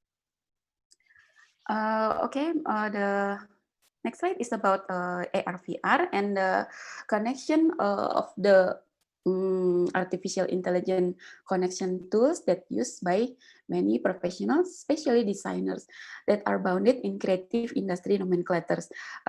Based on the DCMS, or Department of Culture, Media, Sports from UK, that founded Creative Industries Task Force in 1997, declared that creative industries nomenclatures are this year you can see about 14 nomenclatures here, but I want to highlight in the architecture and design nomenclatures because it is very connected to spatial arrangement.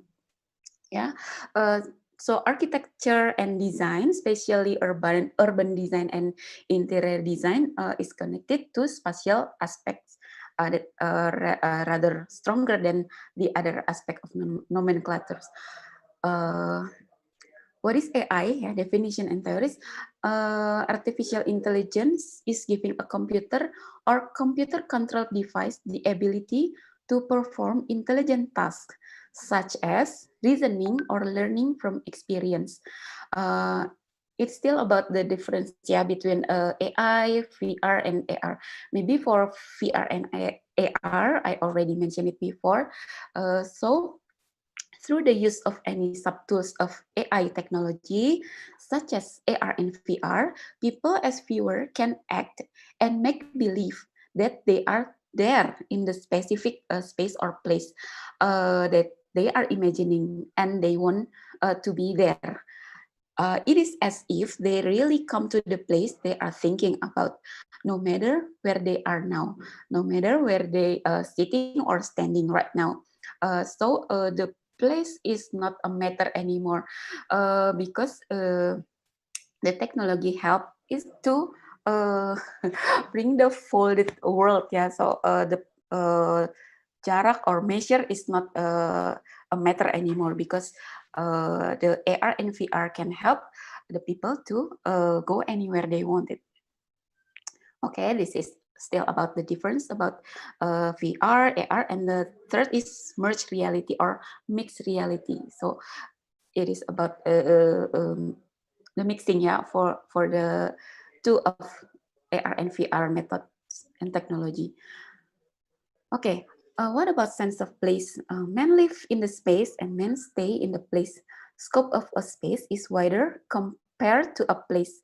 We come to places not just to come and visit in a physical aspect, but we also, as human, we have a very complex layered layered dimensions. Yeah, so it's not about only physical, but it's only about the feeling and the meaning that we get from the places or spaces.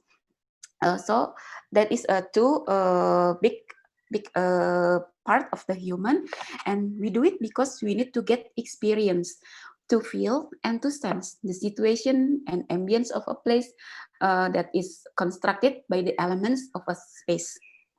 Sense of place is the relationship between man, his image, and environmental characteristic.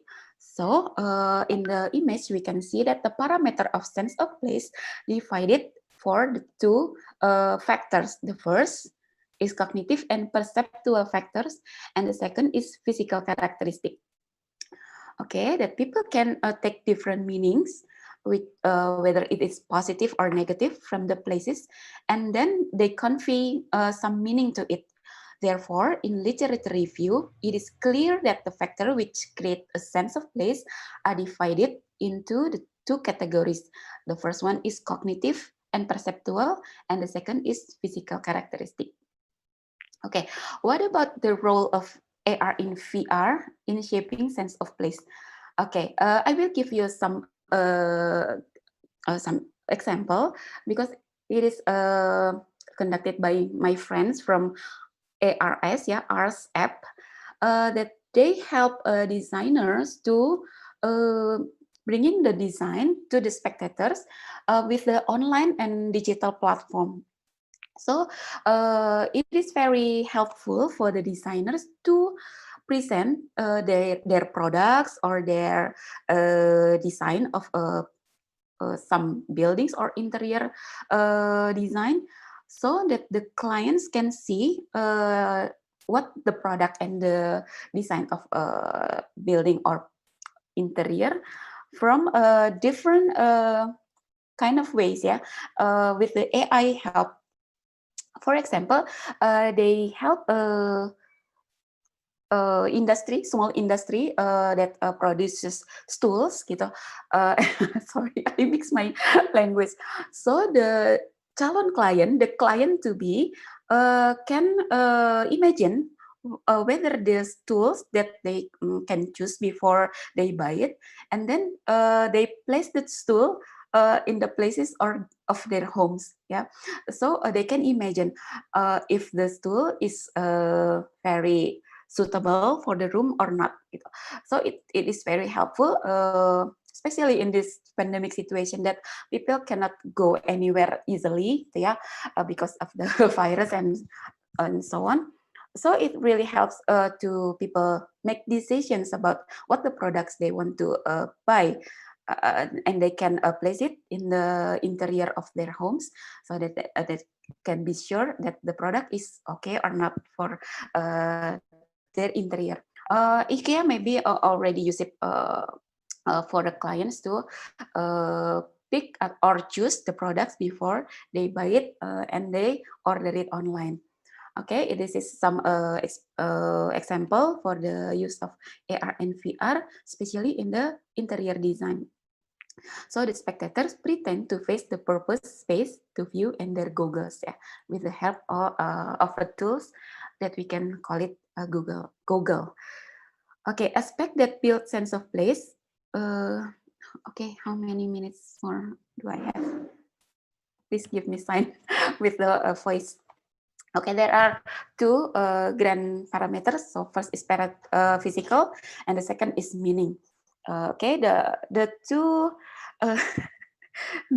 the two parameters can give understanding of the meaning, such as concepts, symbols, and identity to the spectator. So the spectators can experience the physical and the meaning and what do I call it? Meaning and yeah, okay, meaning and understanding about the place. Yeah. Okay, the place can give three dimension. The first is cognitive, second is behavioral, and the third is emotional. The cognitive can give spatial arrangement, can produce form, and the behavioral dimension can produce activity and function in the space, and the emotional dimension can give meaning to the people. So this is the connected of aspect that build the place. Yes. 1 menit lagi ya. Yep. One Okay. minute more, please. Okay. Okay, this is factors as influencing and creating place attachment. You can see the 7 factors here: physical, social, cultural, memories, and experiences, place satisfaction, interaction, and activity features. And the last is time factors.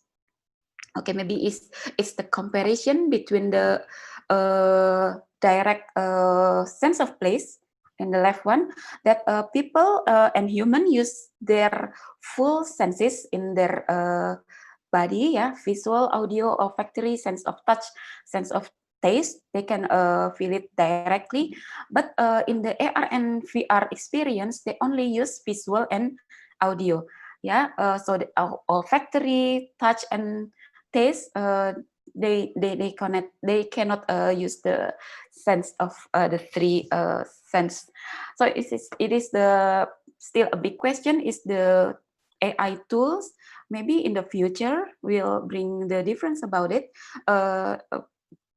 the thinner line, yeah, between the two experience of this, yeah. So the closing sense of place in digital placemaking through the help of AI tools such as AR and VR, it is still an unwrapped closed statement that it significantly can bring the whole aspect of the process in shaping sense of place in somebody's mind. Sense of place have many layered aspects to shape the experience through the sense humans have. There is still open borderline between experiencing the real sense of place versus digital sense of place or placemaking, and it is affected by the use of the sense of human. But it's not impossible for technology in the future to minimize the boundaries so that human as viewer can totally get full experience in sensing the sense of place in digital placemaking. It is our chance to find out how. Thank you very much for the time and the perhatian. Maybe we can discuss it in the future for the following perkembangan. Okay, thank you very much Pak Budi Faisal and Arte-Polis. Thank you very much. Our next presenter, please, Diana, yeah? Diana Zerlina. Hello. Okay, Diana, please proceed. Can you hear me? Yes, I can hear you. Okay. Okay, good morning, everyone. Thank you for this opportunity. My name is Diana Zerlina. I'm actually a practitioner, urbanist, and also independent researcher from Jakarta, Indonesia. Today, I will present my collaboration works with my two other colleagues, Putri Kusuma Wardani from Kota Lobue, who is currently based in Auckland, New Zealand, and the other one is Anastasia Widyaningsih, who is now currently based in Hong Kong. So our paper is titled Coffee Culture and Urban Settings, Locating Third Place in the Digital Era, the cases of Bug Life coffee brewers in Tokyo and Kopi Tuku in Jakarta. Okay, next slide, please. Diana, just a second, Diana. Diana? Yes. Yeah, Diana. There's a back sound that's a bit loud there. Can you just back sound? Turn off? Yeah, there's a back sound from your side. That's okay now. Okay, please continue. Okay, so our research background is started based on our concern and initial observation as users to the blooming of the coffee culture globally. We saw that this trend has been induced to people's life in the city and also in Asia. We took a deeper literature review on the theory of third place, where coffee shops have been regarded as the most prominent one, and find its relation to today's digital era. The coffee culture actually it's not just about the coffee consumption, but also it sets new standards of coffee drinking experience, and also made the coffee shop as a city new public space. The background of this Oldenburg's theory upon the third place is laid in the post-war and industrialization era in America and Europe, which tried to unfold the place to escape from home as the first place and from the workplace as the second place. So referring to the Oldenburgs, there are some characters that become the elements that emphasize on the pure sociability, where conversations become the main activity in this third place. And in this today's time, with the ICT developments, there are more attributes arise and bring new impacts to the coffee shop as the third place. Next, please. Next. So our hypothesis for this research is by moving to digital platforms, the idea of third place is blurred, and therefore it's undergoing significant restructuring as the physical proximity and spaces for social interactions become less relevant. So as the third place by the Oldenburgs, it's saying that the third place is the physical place where there are public participations on it. And then ICT came and creates virtual real dichotomy. So we would like to know whether these ICTs adding the addition of the ICTs create placelessness because everything could be digitized, including space and place. Or in contrast, it creates a new contemporary third place where this addition of digital dimension emphasizing the public social engagement. Next. Okay, next please. Okay, so based on these issues, we choose coffee shop cases, one in Tokyo and one from Jakarta. And we also would like to emphasize the coffee to go phenomenon, which is significantly growing today. And then on the literature research, we found a paper by Nemarovic, who argued that actually the digital dimension and adoption helps to promote face-to-face meetings. And this ICT actually has enhanced and multiplied the role of Oldenburg's conventional third places. So, however, we also realize that the both coffee cultures and also the third place are linked to the context where the society's history and local urban settings. Next. So, we start with the coffee culture history, where it's kind of a bit different in Japan and Indonesia. In coffee culture in Japan is actually brought by the Western influence, but then it's developed locally. So the coffee shop in Japan tend to participate and interact with the global value chain. So there's more acculturation on it. Meanwhile, in Indonesia, the coffee culture is actually brought forward today by the history of colonialism in Indonesia. There's also a paradox where the bringing of the global coffee consumptions does not necessarily equal well with the Indonesian coffee brewers. So in Indonesia, the culture making is shaped by the colonialism, where the value is nuanced by the historical burden and the resistance of the globalizations of coffee consumptions. Next. So we try to identify the urban settings of each case studies, where the LCB and the Kopi Tuku in Jakarta. Actually, both of the coffee shops, as shown on the screen, are located within the kind of same urban fabric. in the busy area of neighborhood and close to the transit area within the walking distance radius. However, these two urban settings are different. Like urban character in Shibuya, where the LCB is more pedestrian-oriented place with slow traffic, while Kopituku is located in a busy, heavy collector road, and these two different conditions make different impacts for both cases. Next. Back to the third place theory, we tried to find what actually the characteristics that are still there. And first case study in LCB in Tokyo, the copy stand shows all the characteristics that have been mentioned by the Oldenburgs. In case there's some particular different that the conversation developed by a particular for the coffee making process appreciation. And also this coffee stand, as you can see, it's physically engaging the public by its open concept. And the setting, it also feels like an outdoor extension of your home. Next.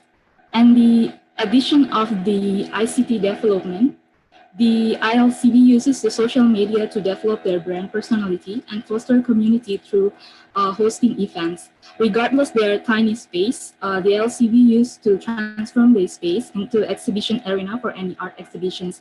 This is how they use the online platform to help the coffee shop to engage public and regulars or attract potential customers. Next. As you can see on the next picture, the coffee shop turns into a gallery where they create a collaboration with an artist. Next. And then for the second case of Kopituku in Jakarta, actually we found from this case study that some Oldenburg's attributes are decreasing or even missing. Like the neutral brand of the coffee shop is missing since people are going to this place just to grab coffee instead of socializing. And then the other characteristic that we found decreasing are the element of leveler and conversation, since most of the transactions are made for takeaway or delivery order. Next. So the next thing is the impact of the ICT developments of Kopituku, which is very strong. They utilize the digital delivery platform and social media. And even because of the rapid development of their online services, they differentiate their stores into the dine-in and then the stores for only delivery service. So actually Kopituku now is like using the digital platform to sell their coffee as commodity. Next. As you can see on the next image, that the shop is full with the online drivers queuing for Grab coffee for their customers. Next. So from these two case studies, we try to evaluate the physical appearance in the urban settings in both cases that we see proximity aspects plays important role. In Tokyo, Japan, urban settings is well established with, for pedestrians and makes people willing to walk and look for this place. So the ICTs are used to inform activity and engage people to come to this place. While in Jakarta, for the Kopituku, in the urban settings has dependency on the motorcycles and car vehicles. And also the imposition of ICTs on delivery services makes people reluctant to walk and prefer to choose delivery order. Thus makes the function of this coffee shop as a third place move to other people's preferred place that could be in home, workplace, or other third place. Next. So from the case study, we also see that there's actually a potential for the coffee shop to be a placemakers and generate social interactions. They could extend their internal space activity to the public domain with responsive design approaches. Next. And we also try to summarize all our findings in the summary table to show that how the Oldenburg's theory upon third place works in today's condition. And we found that we conclude there are 4 actually additional attributes that should be embedded in the Oldenburg's character of third place with the incorporation of ICTs. It is the ICTs create the third place could be discovered in advance, ICT declaring support the social activity, ICT extending the engagement, and ICT is releasing the place dependency. Next. So coffee shop is actually a primary third place that have been providing universal public settings and bring pivotal public life experience over in many cultures. The imposition of ICTs has brought new attributes, but social activity it still needs its realness.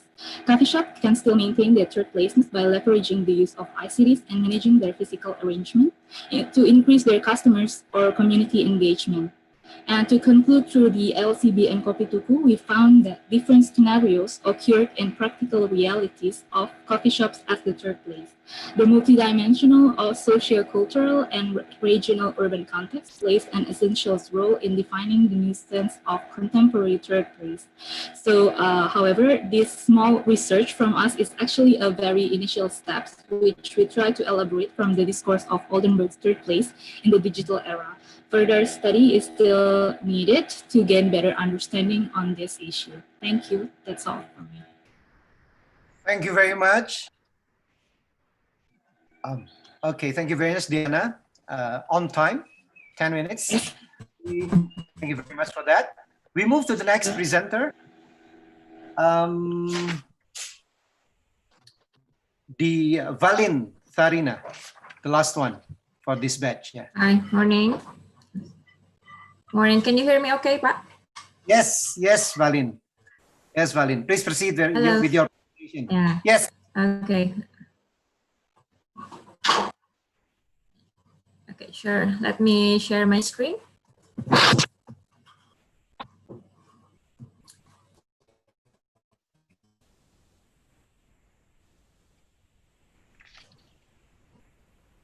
Okay, you already see my screen, yeah?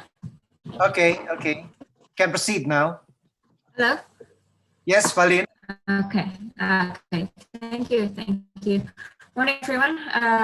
My name is Valin Sarina, and I will be presenting the Ready Public Life in Wahid Hashim Corridor in Jakarta. This is a collaboration research between Urban Plus Institute and Rame Jakarta for more than a year now, and we'll share with you the early insight of this research. We'll start with the public life. So what is public life? Public life means the everyday experience with being in a public space. And why are we studying it? As you can see, the examples on this slide, we are basically trying to understand how people use spaces and to learn their experiences. By understanding this nature and explaining it through data, change makers can have the confidence to test ideas in space, monitor their public benefit, and adapt accordingly because it's based on real data. A quick look of our framework. Everything here leads to our big purpose, which is to improve public space based on data. So let's move on quick because we have a lot to discuss. This is the location in Wahid Hashim Corridor in Central Jakarta that has a east-west orientation. Meanwhile, the Tamrin Sudirman has the north and south orientation. This corridor has a high level of land use viability, a range of socioeconomic and cultural factors that might influence the use of the sidewalk. Spanning from Tanah Abang Market, Sudirman Street, Tamrin Street, and Godang Station, and an endpoint at Canisius School, in which we assume this corridor have a lot of vibrant activities and the number of pedestrians. This is some image of the existing street, Wahid Hashim Corridor. As you can see, this is the Sarina Market, and then this is the public sidewalk in front of the hotel.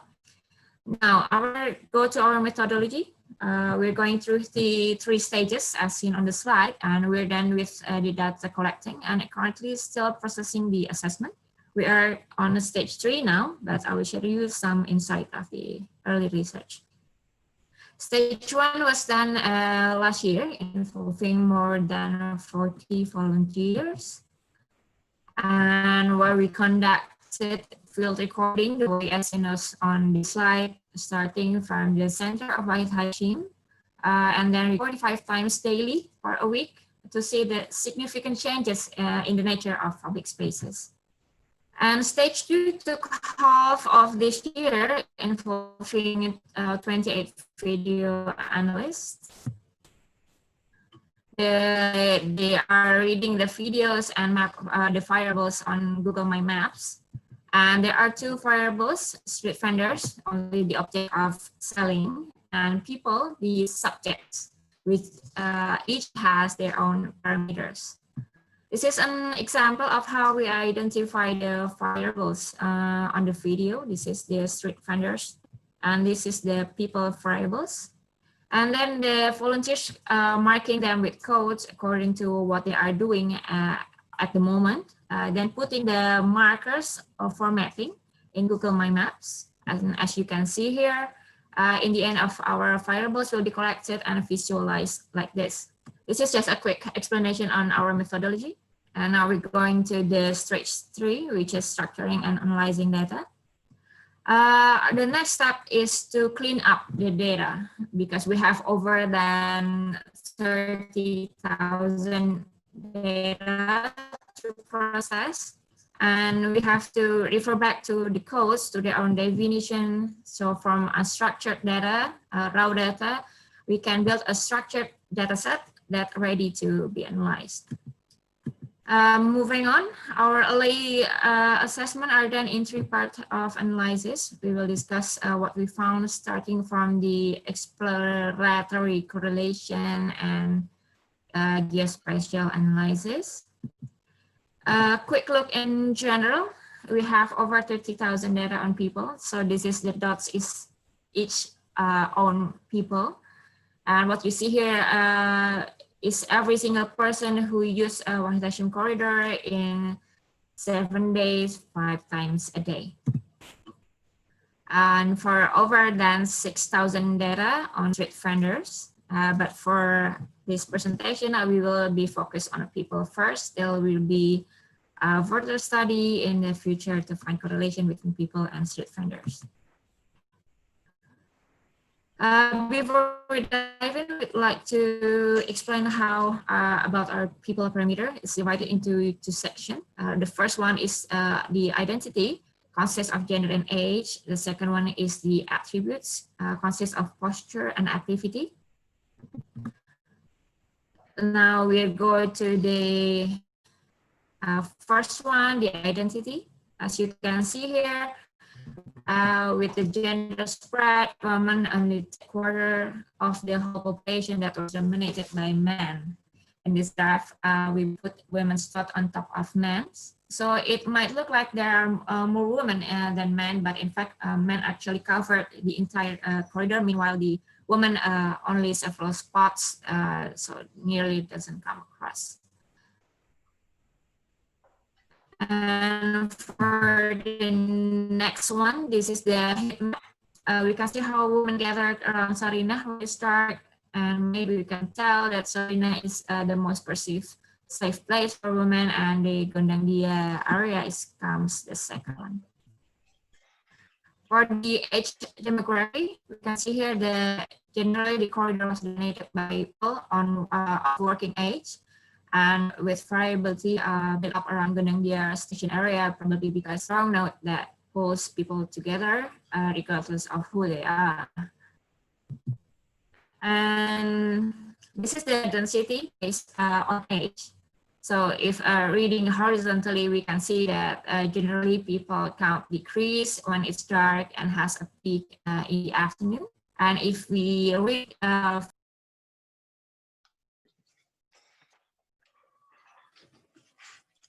Hello. Hello, Valin. Yeah, out of sudden it's disappear. Okay, I think bad connection again. Yes, Okay. it seems so. We wait for a couple of seconds. Maybe we can move. Can you see mine? Okay, Valin. Okay, Valin. I'm sorry. Okay. No worries. You can continue now. Where was I? This one? Yep. Yep. Okay. So for the second part, for attributes, it consists of posture and activity, with each has their own subcategory. Looking at space in vertical axis, posture means how your body physically interacts with space, and in this case, is it stationary or moving? Then looking space in a horizontal axis, which activity means what you are doing and what do you use spaces for, and it can be in general context, commercial context that will be related to street vendors or other cultural purposes.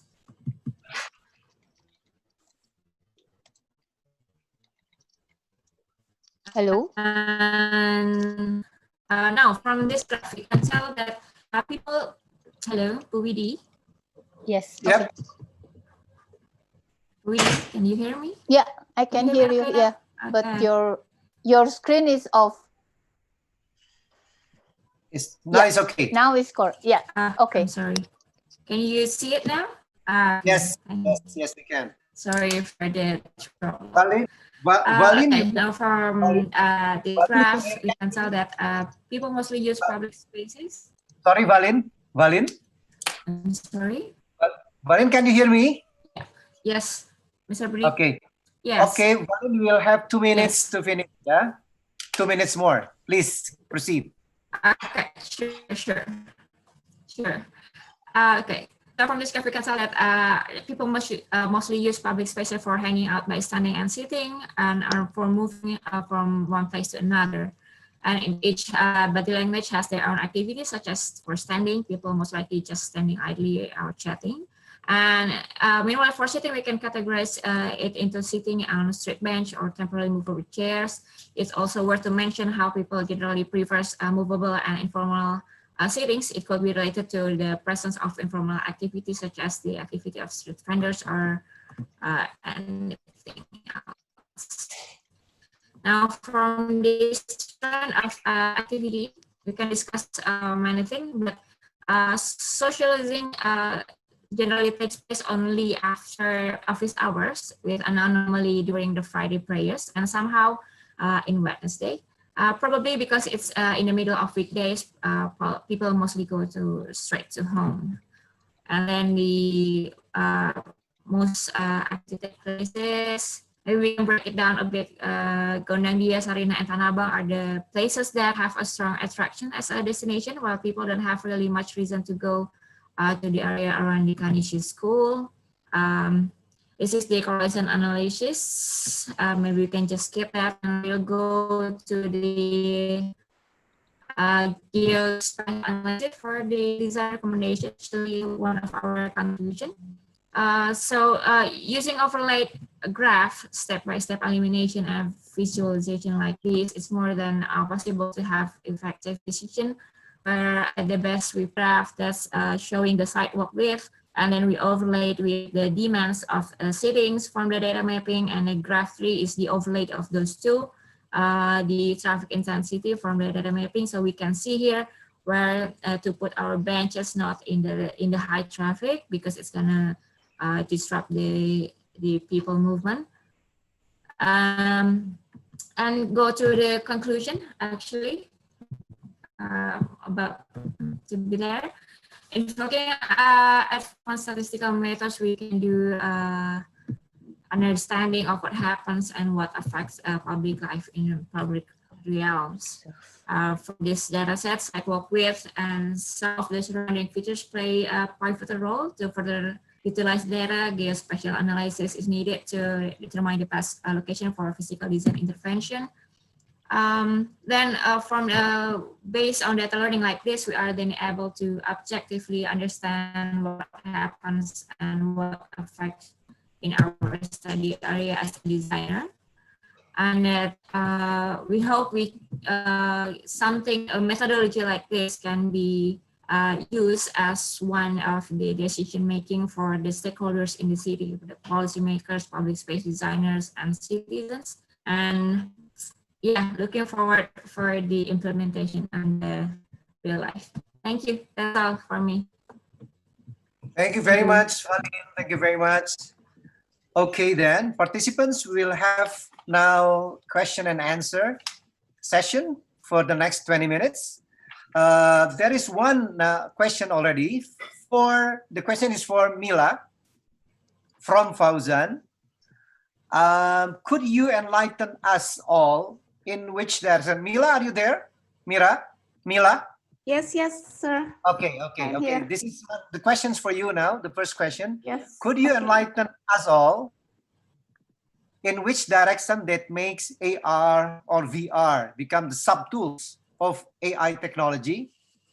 And in your opinion, how significant AR and VR combined with AI can help designers shaping their design? Please, Mila. Okay, thank you, Mr. Fauzan, for asking me. It's been a pleasure. Thank you, Mr. Budi. What is AI? Maybe I will read from my paper a little bit to maybe it can enhance the enlighten to your question. So AI or artificial intelligence is giving a computer or computer-controlled device the ability to perform intelligent tasks, such as reasoning or learning from experience. Cognitive computing was the term used when it all started a decade ago. Yeah, so the idea is that facing cognitive overload, we are going to need assistance making decisions. Citing obvious advantages of current artificial intelligence in use, we are already relying on AI digital assistants like Siri and Alexa. Maybe if you use iPhone, maybe you can experience about Siri to help us make simple decisions. Product designer will have an increasing volume of data information to inform their design decisions. Artificial intelligence experts leverage AI technology to create dynamic user interface, personalizing each other experience by analyzing every interaction within an app or a website. In the future, computer will get even better at making database decisions to improve automated tasks and our human decisions making process. So it can be a very important tool, maybe because nowadays the digital platform is already used in many terms of living activities, yeah, such smart control for home system, maybe or maybe for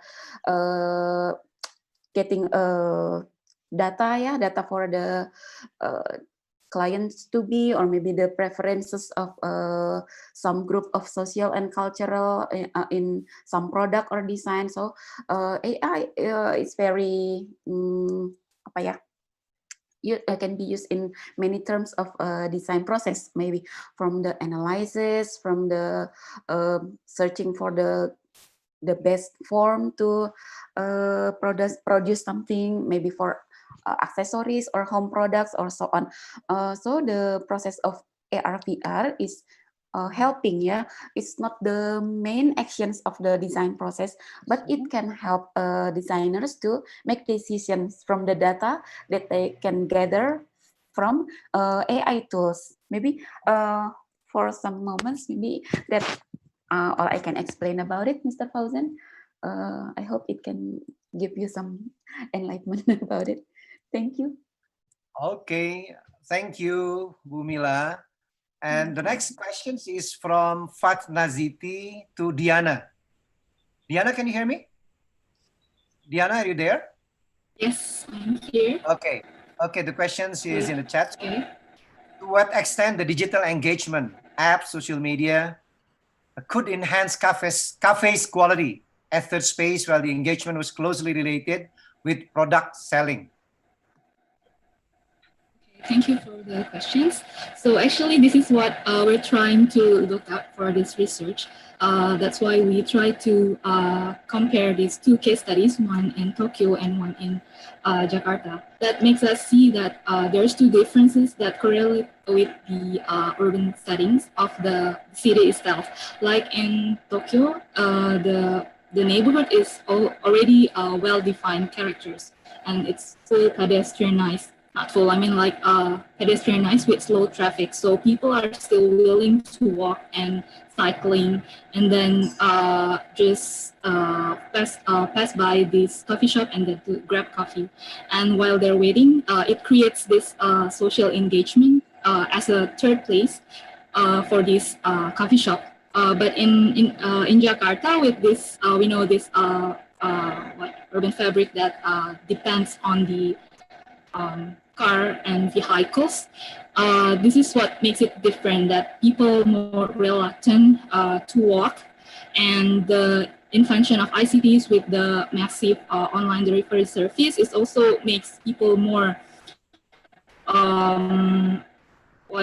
reluctant to walk and then just grab their phones and then just order by their phones, and that what makes all these things happen. And the coffee shop, Kopi Tuku, it's now become like just make the coffee as their community. But then the initial ideas of Kopi Tuku is actually they want to create a coffee for the neighborhood, even though that the social media was surprisingly elevate their selling.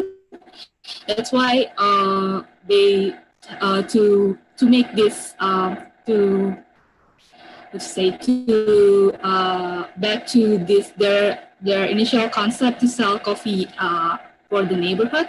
They differentiate their stores. They open up like some stores, like 3 stores, if I'm not mistaken, as for special for delivery, and they keep some of their stores for dine-in. That's how they manage to still keep their function as a coffee shop, as a third place where they want to engage the neighborhood within their surrounding area. I think that's the answer for that. Okay, thank you very much. The next question is for Valin. Valin, are you here? Can you hear me, Valin? Valin. Okay, I think you already read the question. Yeah? Do you have any tips on how to do observing activity on the public realm in a most practical way, meaning in a short time?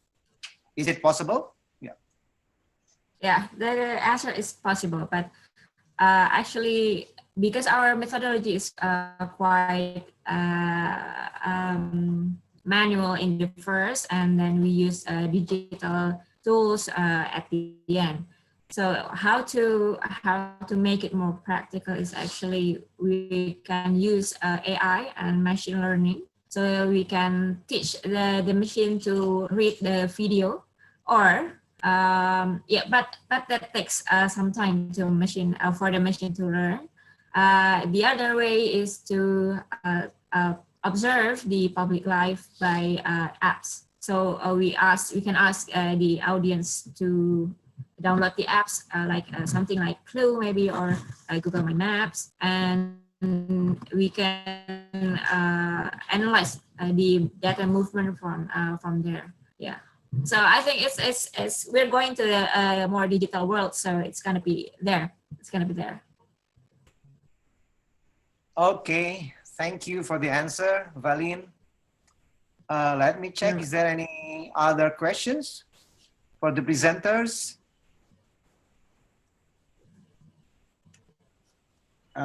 We still have 5 minutes actually. Yep. Oh, okay. There is still. Is there any question? I think no. No. At the moment. Just check the Q&A chat room. Okay. Any one of you would like to directly ask questions? So you can do that.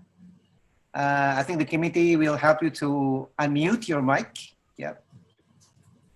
Oh, okay. Ed Baker. From Ed Baker.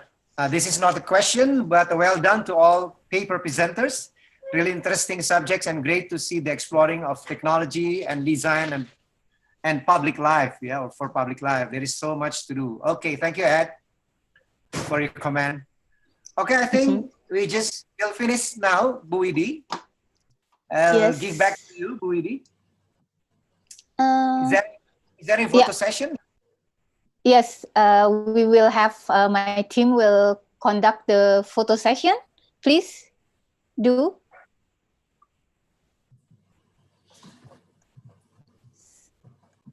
Team games. Pak Sudi. Hello. Hello. Good morning. Yes. Can you hear me?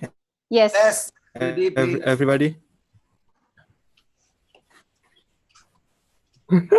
Oh, Okay, so as most of you have seen in the chat,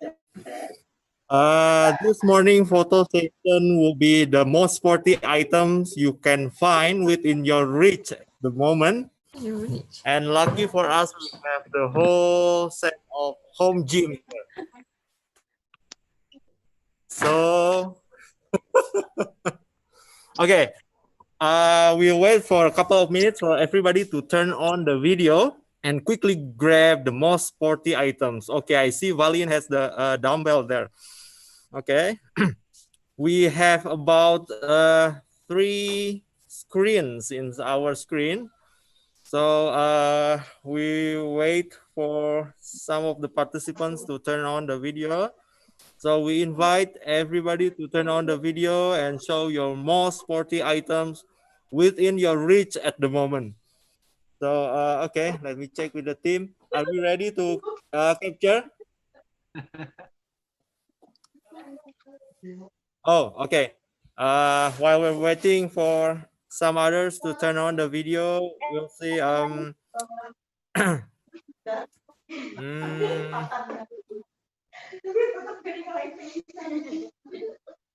Okay. Pak Zuhdi, may I have your assistance to capture from your side as well? Because it Okay. seems that in our side, I'm holding a dumbbell and it's so quick, heavy. quick. Yes. And I'm not on mute. Ready? Okay. Yes. Come on. Okay, sorry. Yes. Please count. 3, Okay, first one. 1, 2.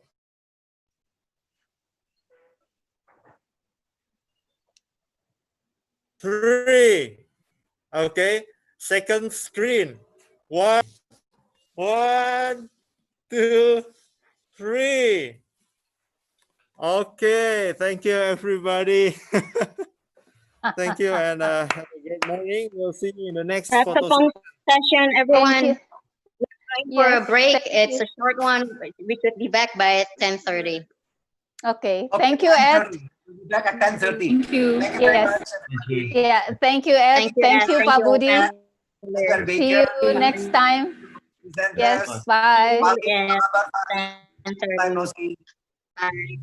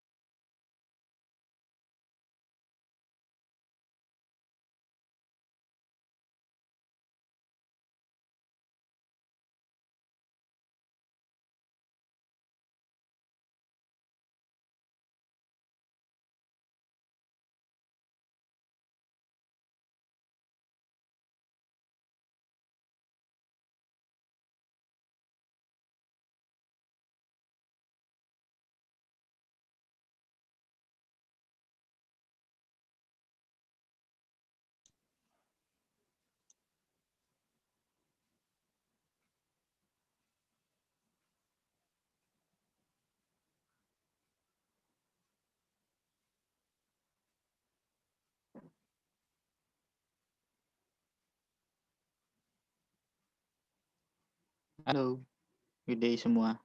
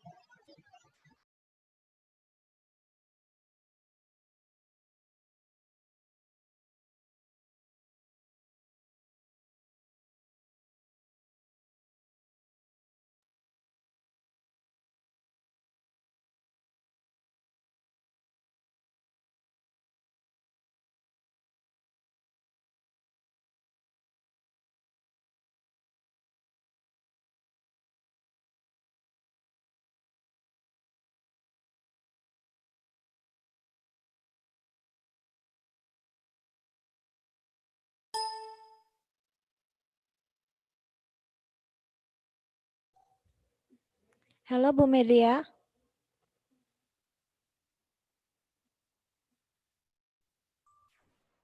Hello. You could start the session. Yes. Yeah. So all of the presenters are already here, isn't it? Or we need to wait for one or two presenters? There's still one more presenter who hasn't come in, but you could start with Faisa Putri. Okay, thank you. Um, okay, thank you very much. Hi, everyone. Good morning, good afternoon, good evening, depending on where you are right now. Let me first introduce myself. My name is Medria Skarani, and I will be the moderator for this session. And this session, we will have 4 presenters who will talk about their study, about their research. And now we have Ibu Faisa Putri, who will be the first presenter for this session. Ibu Faisa, maybe you can start your presentation.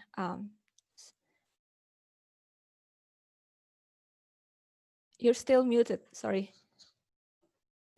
Okay, the host hasn't allowed me to share screen yet. Okay, the committee, please help Bu Faisa. Yes, we already changed the settings. Okay, I got it. Thank you. Okay, thank you.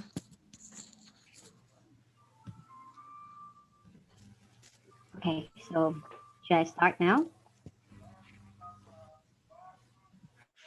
Okay, hi everyone, I'm Faye, and today I'm going to share a little about research regarding virtual tour, and its research question is whether it could be an alternative to responsible heritage tourism with the case study of Lasem Old Town. So a little quick introduction about Lasem Old Town. It's one of the important coastal towns back in the colonial days and has heaps of intangible and tangible heritage in the form of a clear city structure and architecture. Also, it's very well known Batik Tiga Negeri. And right now, our small town has been promoted as heritage site destination, and along with it, it has also gained popularity among tourists. And in terms of responsible heritage tourism, what it really is, we know that tourism could act either as a favorable or destructive agent towards heritage sites. It could contribute to local economic gain, but at the same time, a driver of unsustainable development in tourist destinations. So heritage tourism places itself not only concerning about the local economy, but also its intangible assets like social system, different history, living culture, and environmental value. Cape Town Declaration mentioned at least 3 points regarding this, like conservation of cultural heritage, meaningful connections with local people, cultural issues, and also heritage tourism needs to be culturally sensitive. And virtual tour, I think it's a term we have been familiarizing ourselves with the past few months. Due to the pandemic's restrictions, it has been taking advantage of numerous digital platforms, and it's now more acceptable by a wider market thanks to far-reaching technology advancement. In global trend, this April, world-class museums have decided to develop their own virtual tours outside of Google Arts and Culture. And Google Arts and Culture itself is a platform where you can see collections from museums all over the world. It uses mainly visual-based media like 360 banner photographs, walkthrough videos, zoom in, pop-up, dark scene, click-based features. And Indonesia catches up with the trend quickly because in March, the Ministry of Education wanted to collaborate with Google to get at least our 10 museums to be visitable through the platform. And not only institutions like museums, independent travel agents and operators have adapted this as an alternative to their former business model, because as we know, they have been one of the business sectors that got hit badly by the pandemics. But not as sophisticated. They use narrative visuals through video conference platforms, so it's a live tour rather than a series of collections on the web. So for this case study, I joined 2 virtual tours happening in Lasem Old Town. As you can see from the numbers, they're from a different variety from the prices, the number of participants, and the durations. And the way it goes is that it has generally the same media usage and structure. It has a prologue, the main tour, and the epilogue. The prologue itself is where there's sort of a tour guide from the operators and saying hi to everyone and playing video teasers to know what everyone can expect from the tour. And they show us a map, rather mostly an itinerary to kind of locate the people where they are right now and where they are going to be for the whole tour. And then they will greet the local tour guides that are on standby to deliver the tour. The tour itself is a dynamic mix between infography. You can see plan of a house if we're talking about architecture here, a walkthrough video, 360 panoramic, and since we are talking about our heritage sites, we are seeing a lot of archive, whether it's photographs, documents, piece of newspapers and stuff. And at the end, the epilogue,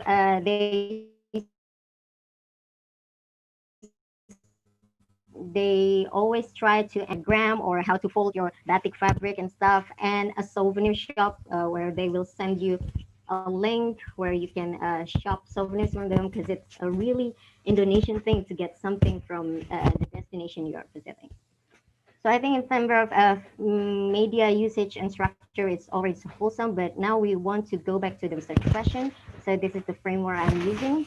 The idea of responsible heritage tourism is derived from having a responsible behavior tourist. So this is in the eye of the tourist, and it's derived from the other two aspects. The first one is relationship quality the tourists have with its social and cultural settings, and the second is the place engagement they have.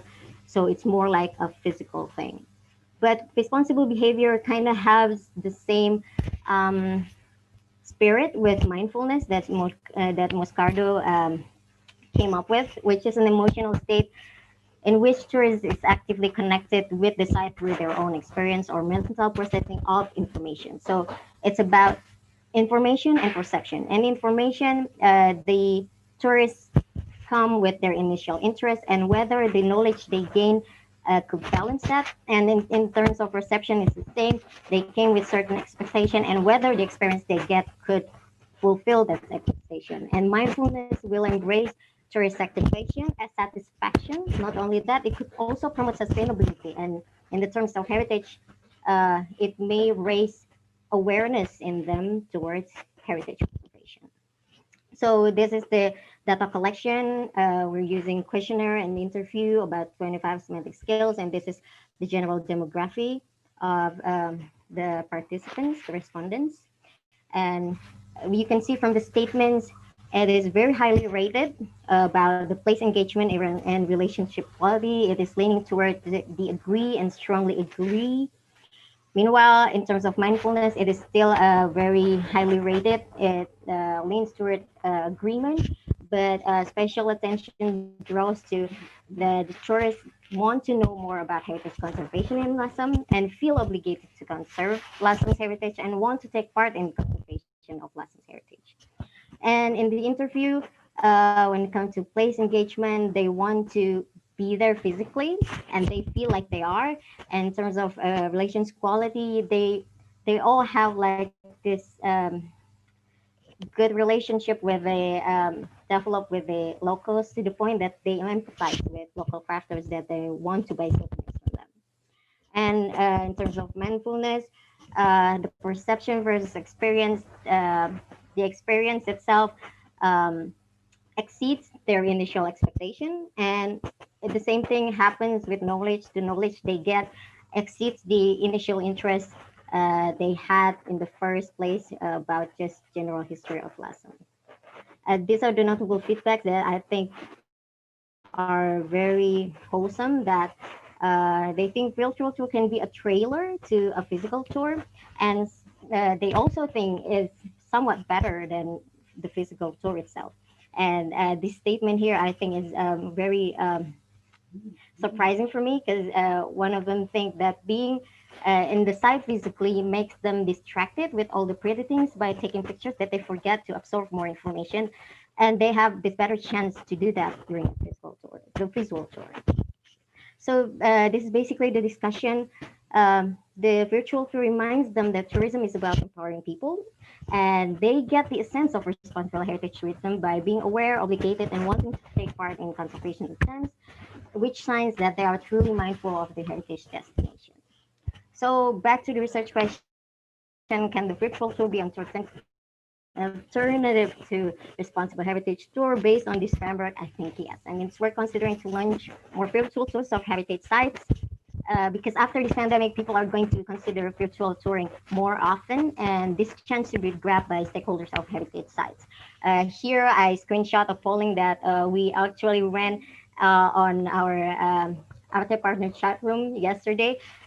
People think it's actually cool to go to places they've never even thought of from their bedroom. And the upcoming research will need to explore the kinds of features and interactions best to have in a virtual tour to result in better experience and knowledge gaining. And architects can definitely contribute ways to present these spaces virtually, but of course in responsible tourism framework in mind. So that is it. That's all for my presentation today. Thank you so much.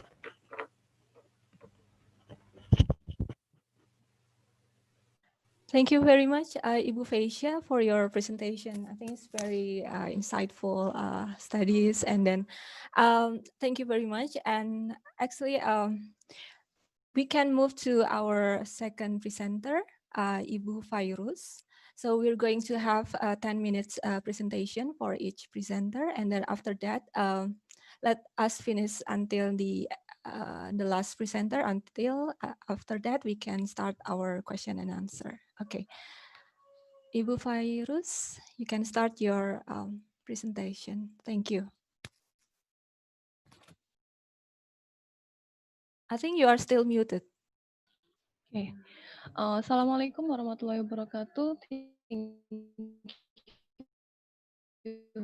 for the opportunity. My name is Faris Mutia and I'm from Universitas Pembangunan Nasional Veteran Jawa Timur. And I would love to talk about my paper entitled Embarking the Missing Link, the Phenomenon of Architectural Students in Composing Space. And at first, I would love to talk about design is a long journey process which must be passed by every student in lectures of design, art, and architecture. And the design process, which is in the core architecture programs, is shown by the large number of credits that must be undertaken, where on the average, they have to take 42 design credits during the lecture, not to mention the final project or the thesis. And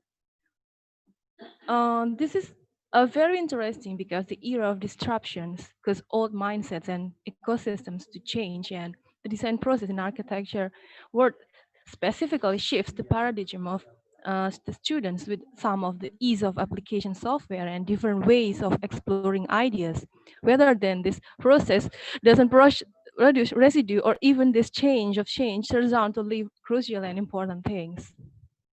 And this is quite cute memes that I found in the internet about how the discussions with the professors now quite different. Maybe then we use mock-up models, or now we use so many kind of softwares that are already there. So this research mainly is a qualitative research, which is explained by descriptive, and samples were taken about a population of students in architecture.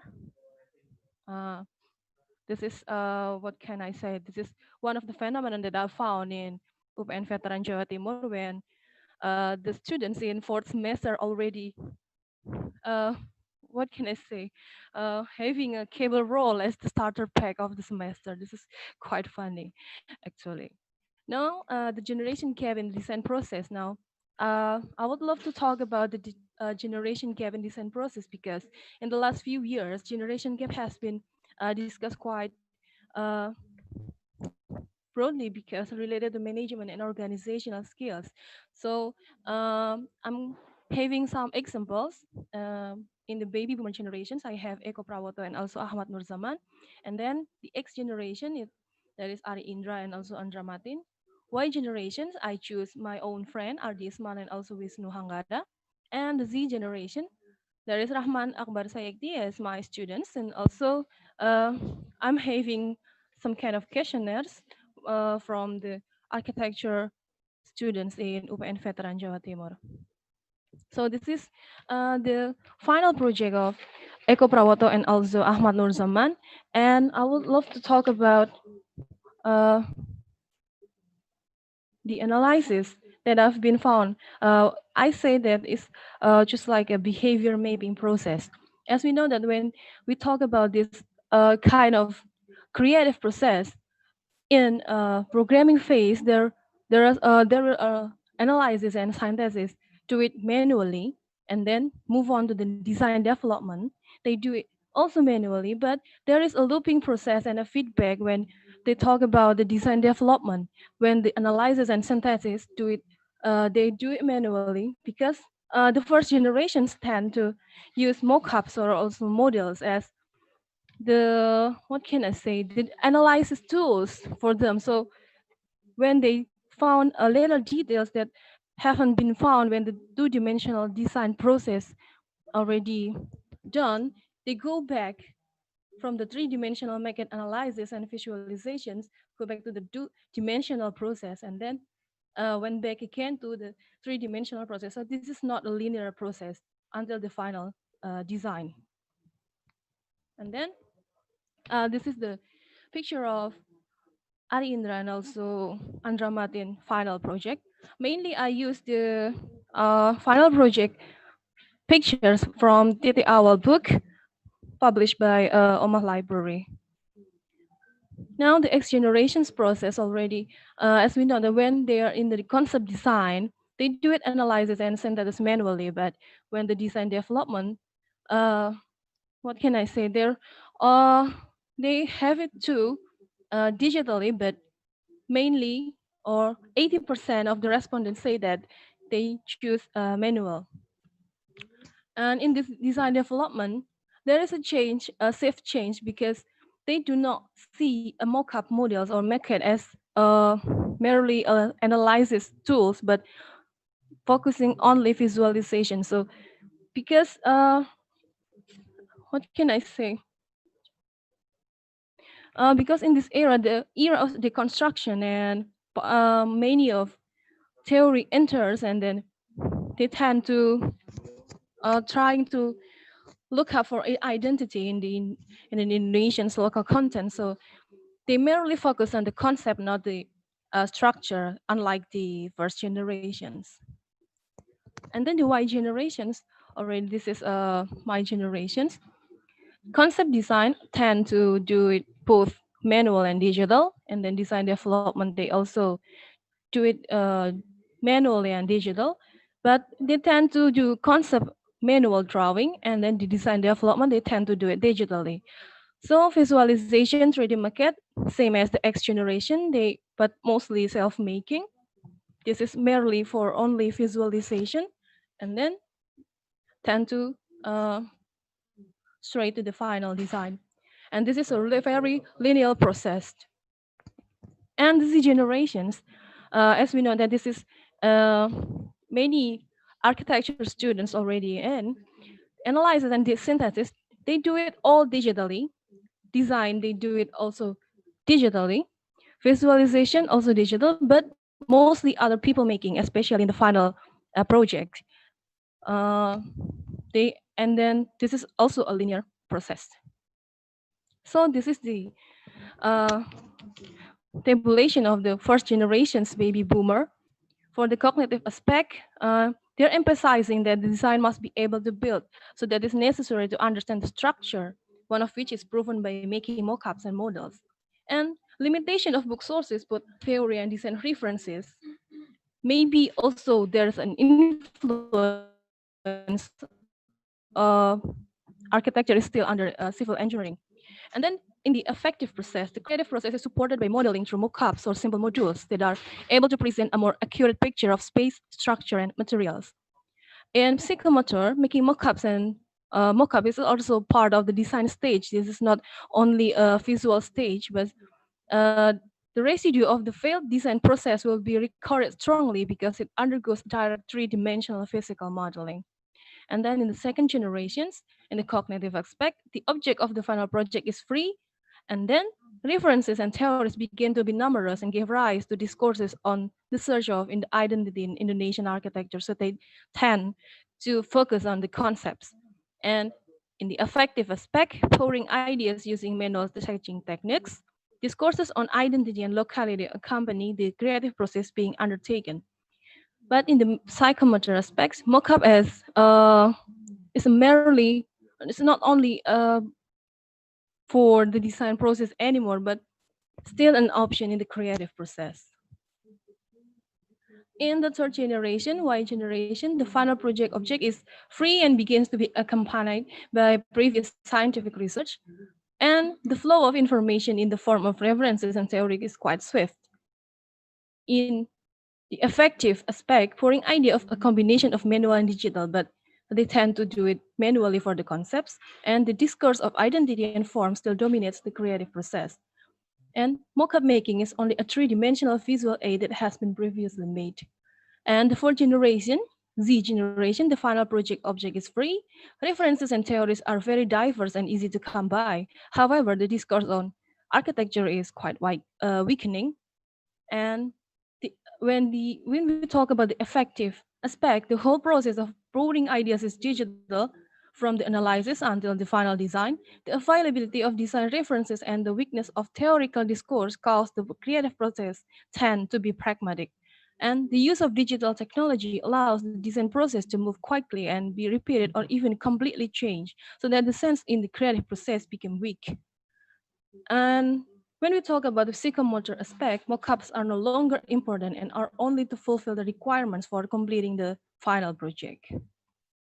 So the conclusion is the results show that there are several creative and intuitive processes left behind from the design method from generation to generations.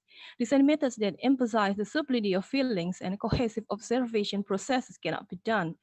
The design results are more focused on designs that are subtle and feel less able to contain. The result of the study, of course, still have room for discussions that can be further developed. For example, more in-depth research on the creative process in each generations, and how the lecturer's background as a mentor or curriculum can affect this creative process. I think that's enough. Thank you for the time. Okay, thank you very much, Ibu Fairuz. It's really interesting presentation about the generation gap in the design process.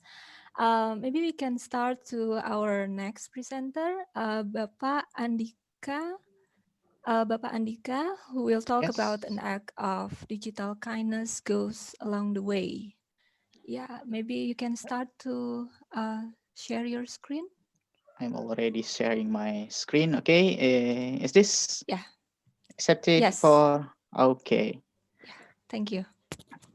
Okay, thank you for the opportunity. Let me introduce myself. I'm Andika Riyadi, a doctoral student from regional and city planning in ITB, and I'm a co-author.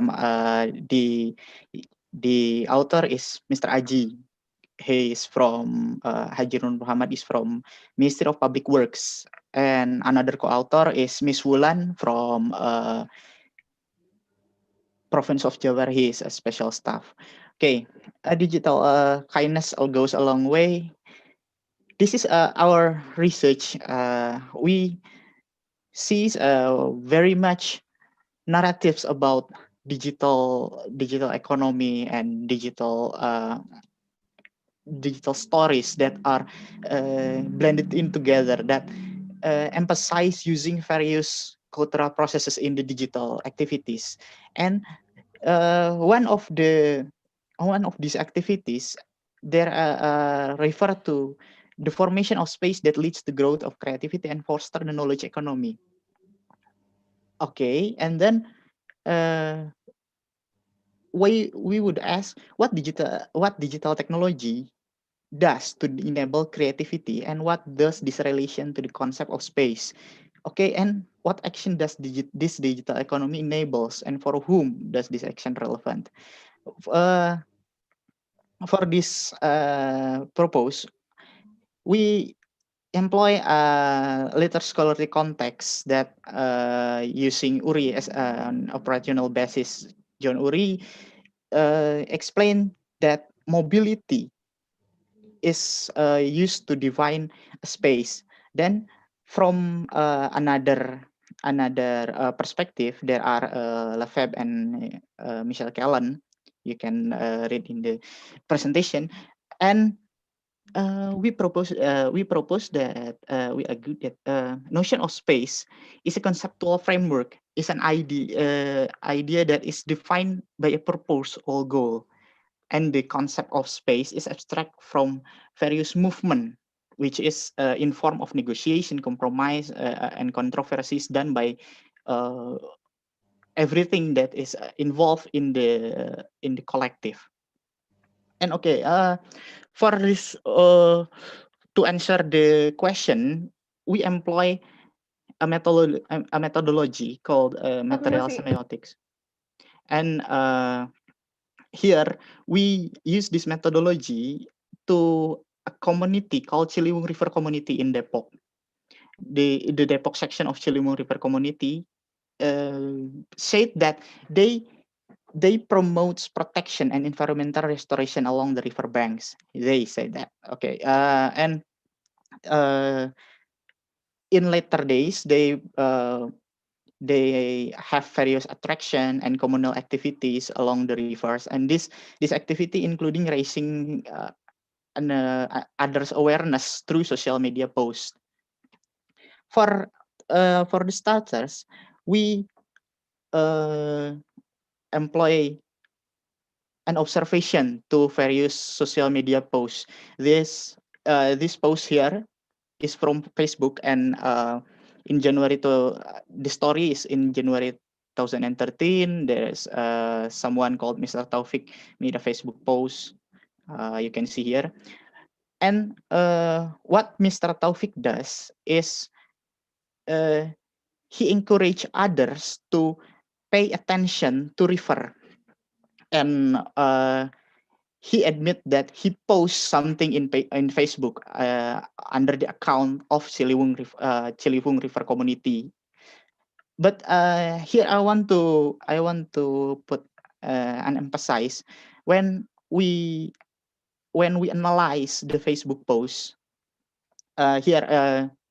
This is the picture of Facebook post screen captured in the paper. This is the concrete building, and there is a concrete cast. Okay, the caption here reads, "This time not a building." You can read here. Okay, what material semiotics does is analyze how the poster of these photos and caption, how they build the relations between each other. In here, there is a photo about a concrete cast in the riverbed, and the caption read here. This part of the caption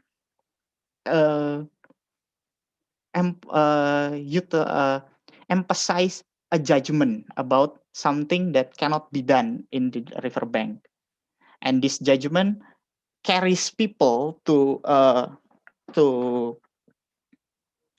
imagine how the river is being treated in this section of the riverbed. Okay, return to the presentation. These pictures here do the same method to employ judgment and then draw people's attention to the poster's judgment. And later after the post being made, Mr. Taufik has expansive community that has a special attention to the river. They explore the river, how they find how living around the river is having a benefit to others. Okay, and there is expansion to this community is when the Ciliwung Developed River community is being featured in one of the University of Indonesia's event. This event draws Mrs. Ismala Dewi as a lecturer of law faculty in the University of Indonesia.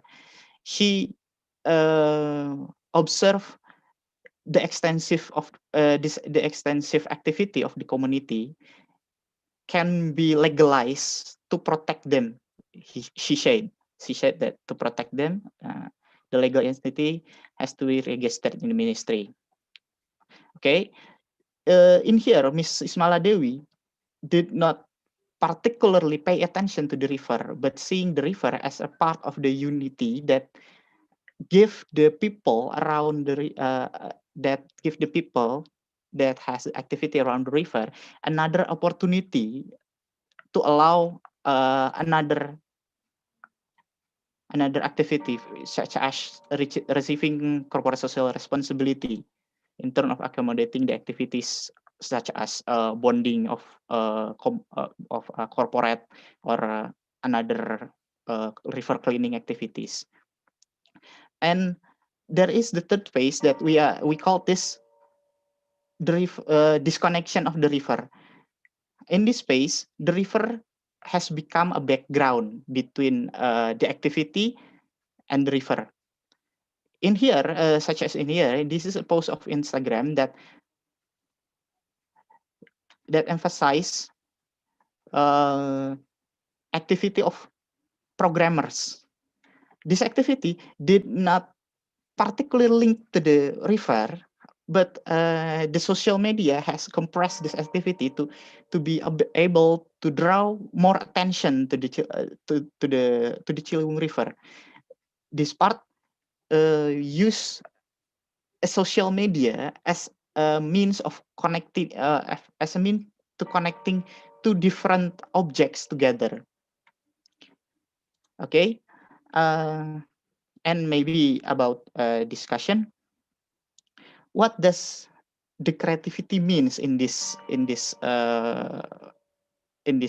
case? We argues that the creativity is about seeing a different perspective from a different point of view and about a particular object that is being expanded. And this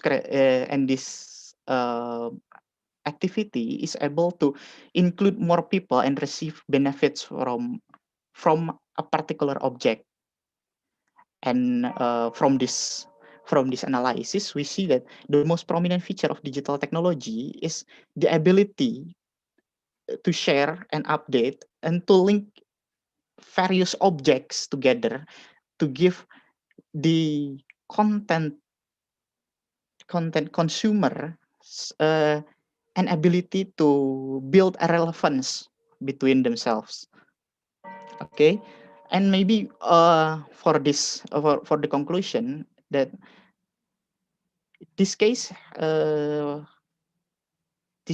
has exhibit assembly of material and social entity to enact a space along the river banks by articulating a particular characteristic of river bank, which is the first we see a damsel in distress, and Mrs. Ismala Dewi sees as having a unity property, and the others seeing as recreational purposes, and others others may be seeing differently. And here we also see that digital media assists in this circulation of representation along with various entities that can be acknowledged and accounted for, and this enables the riverbank to be explored further and maybe create a more specific and different space to do another different activity. Maybe that's all for me. And okay, thank you. Thank you very much, Bapak Andika. It's very interesting presentation about the digital technology and the concept of space. Now we can move to the last presenter for this session, Ibu Ira Adriati. I hope you can start your presentation. So Ibu Ira Adriati will talk about the analysis on public space of Museum Macan in the digital era. Okay, thank you. Okay, Good morning, everybody. I will a presentation about analysis on public space of Museum Majen as an art museum in digital era. I'm sorry if my connection not good because I stay at Liu Kang Liu Island. Okay, in this Museum of Modern of Contemporary Art in Nusantara, or we call Museum Majan, is built for Haryanto Adikusumo's collection, and the museum that harness personal collection for engineering civic, and the Museum Majan is open for to everyone by collecting admission ticket and existence of the Majan Museum, and encourage the public to host exhibition held by the this study aims to hold a chance to take in public and active public space in the era destinations in Jakarta. This research I use PAM Angel phenomenon theory and type of space in gallery. These studies use research and art theory from phenomenon, data collection. Sorry, Bu Ira, maybe you can talk louder because we cannot hear you actually. Sorry. Yeah. Okay.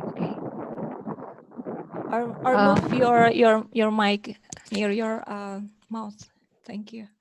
Okay. Sorry. This theory, the angel, we must coordinate the aesthetic production, use of materials, matters, degree of fixation, and artistic appeal. Coordination A, correlation about audience, interest, and aesthetic and social. And coordinate aim means place in space, facilitating and support service, personal and time. Its coordinate will the types of aesthetic events, and theory space. We use Lin et al.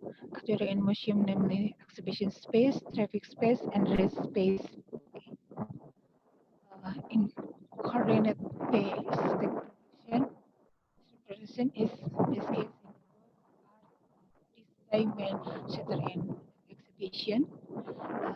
Maja Museum has a curatorial team that is able to coordinate determination the artists and works to be exhibited by conducting curatorial determination the theme of the exhibition, and the exhibition will be correlated with the collection on museum and borrowing documentation from works owned by artists and collection with other works, not saying exhibition of old works. The combination actually this makes the exhibition feel actual and not boring for audience. The theme of the exhibition is then linked to the actual social issue when the work is exhibited.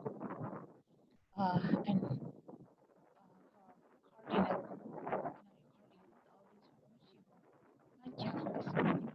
when the visitors will come from level, high level, the entrance ticket with a relatively high cost from the visitors that come from the upper class educated so they can understand and appreciate exhibition.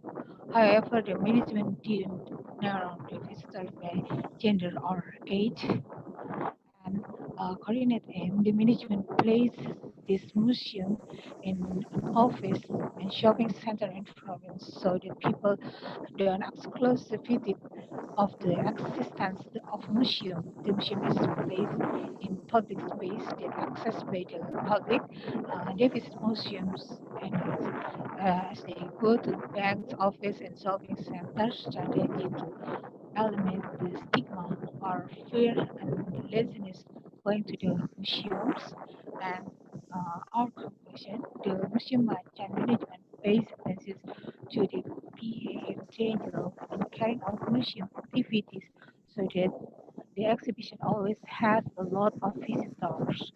The curators are able to design the exhibition of masterpiece works into actual works for today's society.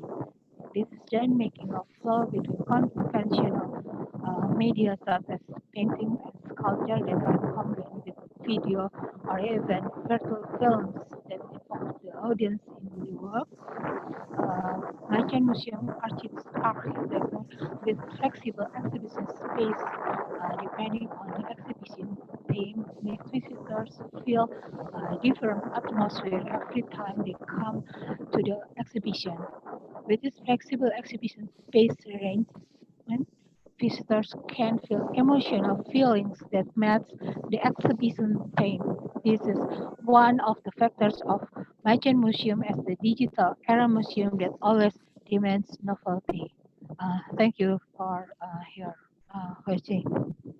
Okay, thank you very much, Ibu Ira. Ibu Ira has talked about the public space of the museum. And so we can start our Q&A, actually, Q&A session. And so in the Q&A section, we have one question for the first presenter, to Ibu Feisha. Thank you for your insightful presentation. With the pandemic now occur all over the world, and the idea of virtual tours are start to arise here and there.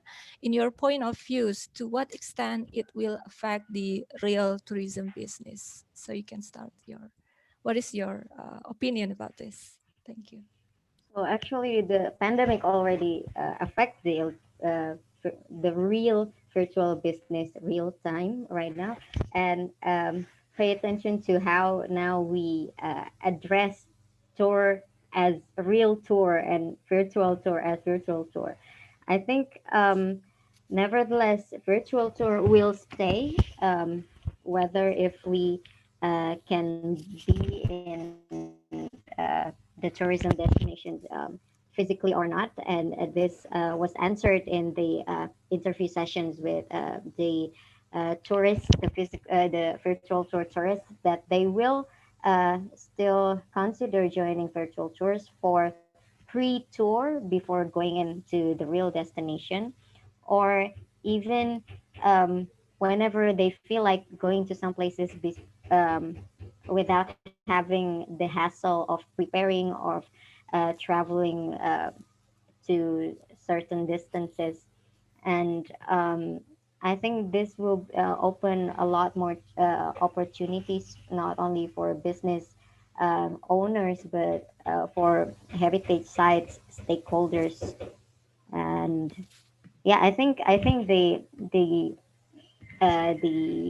ecosystem of tourism business has already changed, nevertheless, with or without virtual tour. Okay. Thank you very much for your answer. Now we do have the second question actually on the chat box for Bapak Andika Riyadi. It's from Ibu Erika. How your research fit the concept of space from Lefebvre? I'm sorry if I and Seta M. Low to contextualize the Ciliwung case. Thank you. Okay, first, this research in Lefebvre brought us three different ways to see space, such as a space of representation, represented space, and spatial practices.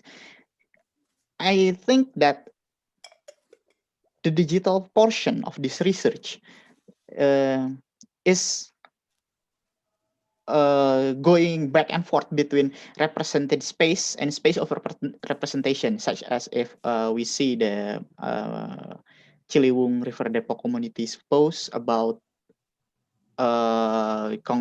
building on the riverbed. That is, I assume, that is a space of representation. if we see another one, such as coding community that have their inspiration beside the riverbed, it may I assume that is representation, spatial representation in this aspect. So the spatial practices is the physical aspect in the material section of this research, and Lao isn't really giving us a conceptual framework to explore this this case, but she's giving a redlining between various conceptual frameworks about space, so that give us another way to perceive how Lefebvre how the concept of space going back and forth in Lefebvre's representation. And maybe there's also one book from Lefebvre called Rhythm Analysis. Maybe that's more articulate to explain the movement, explain in this case study. But that is for another research, I think. Okay, maybe that's all. Okay, thank you very much for your answer. Now we do have the third questions from Ibu Widi to Fairuz, Ibu Fairuz. Thank you for sharing your research questions. It is very interesting. And the question is, which factors do you think are significant in producing the differences of architects related to their generations? So that's the question. Yeah, as already talked about in the paper, I think the most important thing that when we talk about the first generations, they tend to do mock-ups and modelings as one of the stages of the design process. But now, as I know in my students also, they won't talk about mock-ups as a design process again, because it's merely just about the visualization. So it tends to what can I say, they tend to see the 3D perspectives in the digital process only, but not when we talk about composing space, we also talk about the three-dimensional thing that we can feel and we can sense in the reality. But now when we having the ease of software, it just cannot we can't sense that anymore. And the next question, do you think education systems bring some influences at school, the education that we give to the students? Yeah, I think it's one of the factors of why we can do it completely right. Maybe if we talk about in another country, they having so much sophisticated software that we can use. We can do modelings more ease. But as we know that in Indonesia, maybe moreover in our university, they tend to what can I say, the education systems is not as good as maybe in another universities or maybe in another countries, because they tend to do it traditionally with professors, and then I think it's really make a differences. Thank you. Okay, thank you very much. Actually, we still have a few minutes until 11:25. If other participants want to ask something to our presenters, please do ask. If not, actually, I do have some questions, but probably okay. We have one question to Ibu Ira. Thank you for the presentation. Can PAM theory, PAM theory, used in assessing or planning other cultural facilities using in assessing or planning other cultural facilities. You emphasize the importance of management and curator. How if their roles is shared with publics or participants? So that's the question for Ibu Ira. Okay, thank you. PAM theory will use to another uh, another public space, and uh, uh, yeah, we will introduce to public and to know this uh, architect public space we will build, and we will share information to public or participants to understand about uh, a room or public space we can build. Okay, thank you. Okay, thank you very much. Thank you very much for your questions. So maybe from other participants, or just quick question actually. I just want to ask Ibu Fairuz just one quick questions if you don't mind. Is there any difference in the quality of the final design that is produced by different generation that you mentioned before? Just quick questions. Yeah, I think it's one of the reasons why I choose this paper about this title, because I think there really quite differences when we talk about the final project of maybe eco-prop. And to look at my own students, they tend to be very pragmatic. I know it's not wrong. It's not what can I say? It's not false, but I think there's some process left behind, such as intuitive design that I studied in my paper. And then when we talk about design process now, they tend to see it as only just a visualization, and I think that's quite sad about that. Thank you. Okay. Thank you very much for your answer. And also I would like to thank to all of the presenters for present all of your wonderful studies and research to all of us. So if you don't mind, let me close this session with taking our photo together. Maybe in the committee can guide us to do that, if that's okay. Hello, Miss Medria.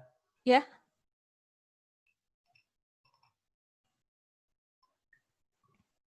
Okay.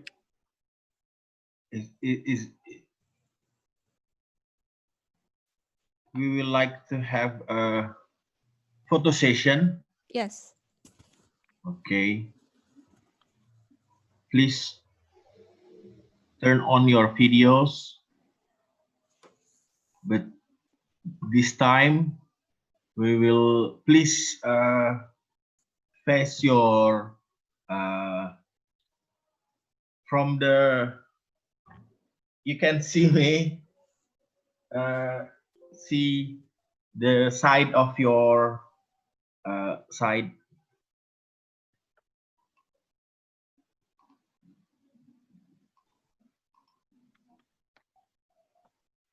Okay, thank you.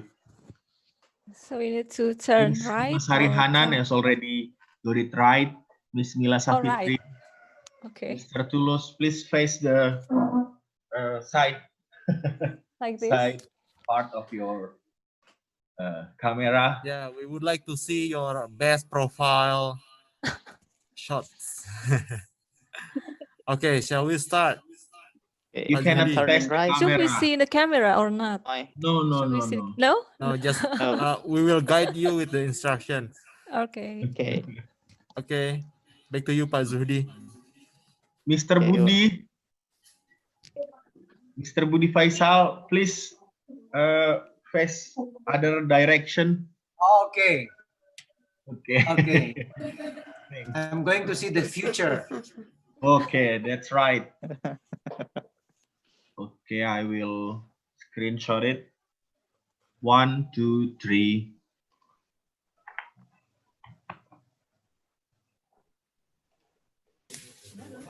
What last page?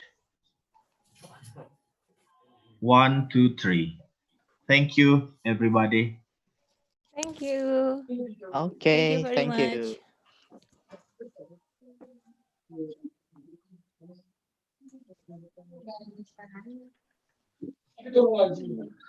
Udah, tapi nggak bisa, itu harus di-share screen. Thank you all. Keep healthy.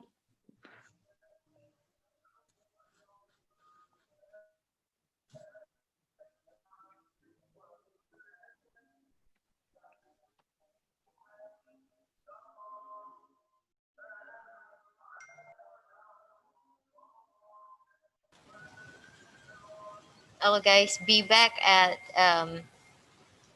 14:00 or 2 p.m. We will have our webinar session here, and don't forget to head to sponsor booth or go on our virtual booth meanwhile. Bye, have a good break.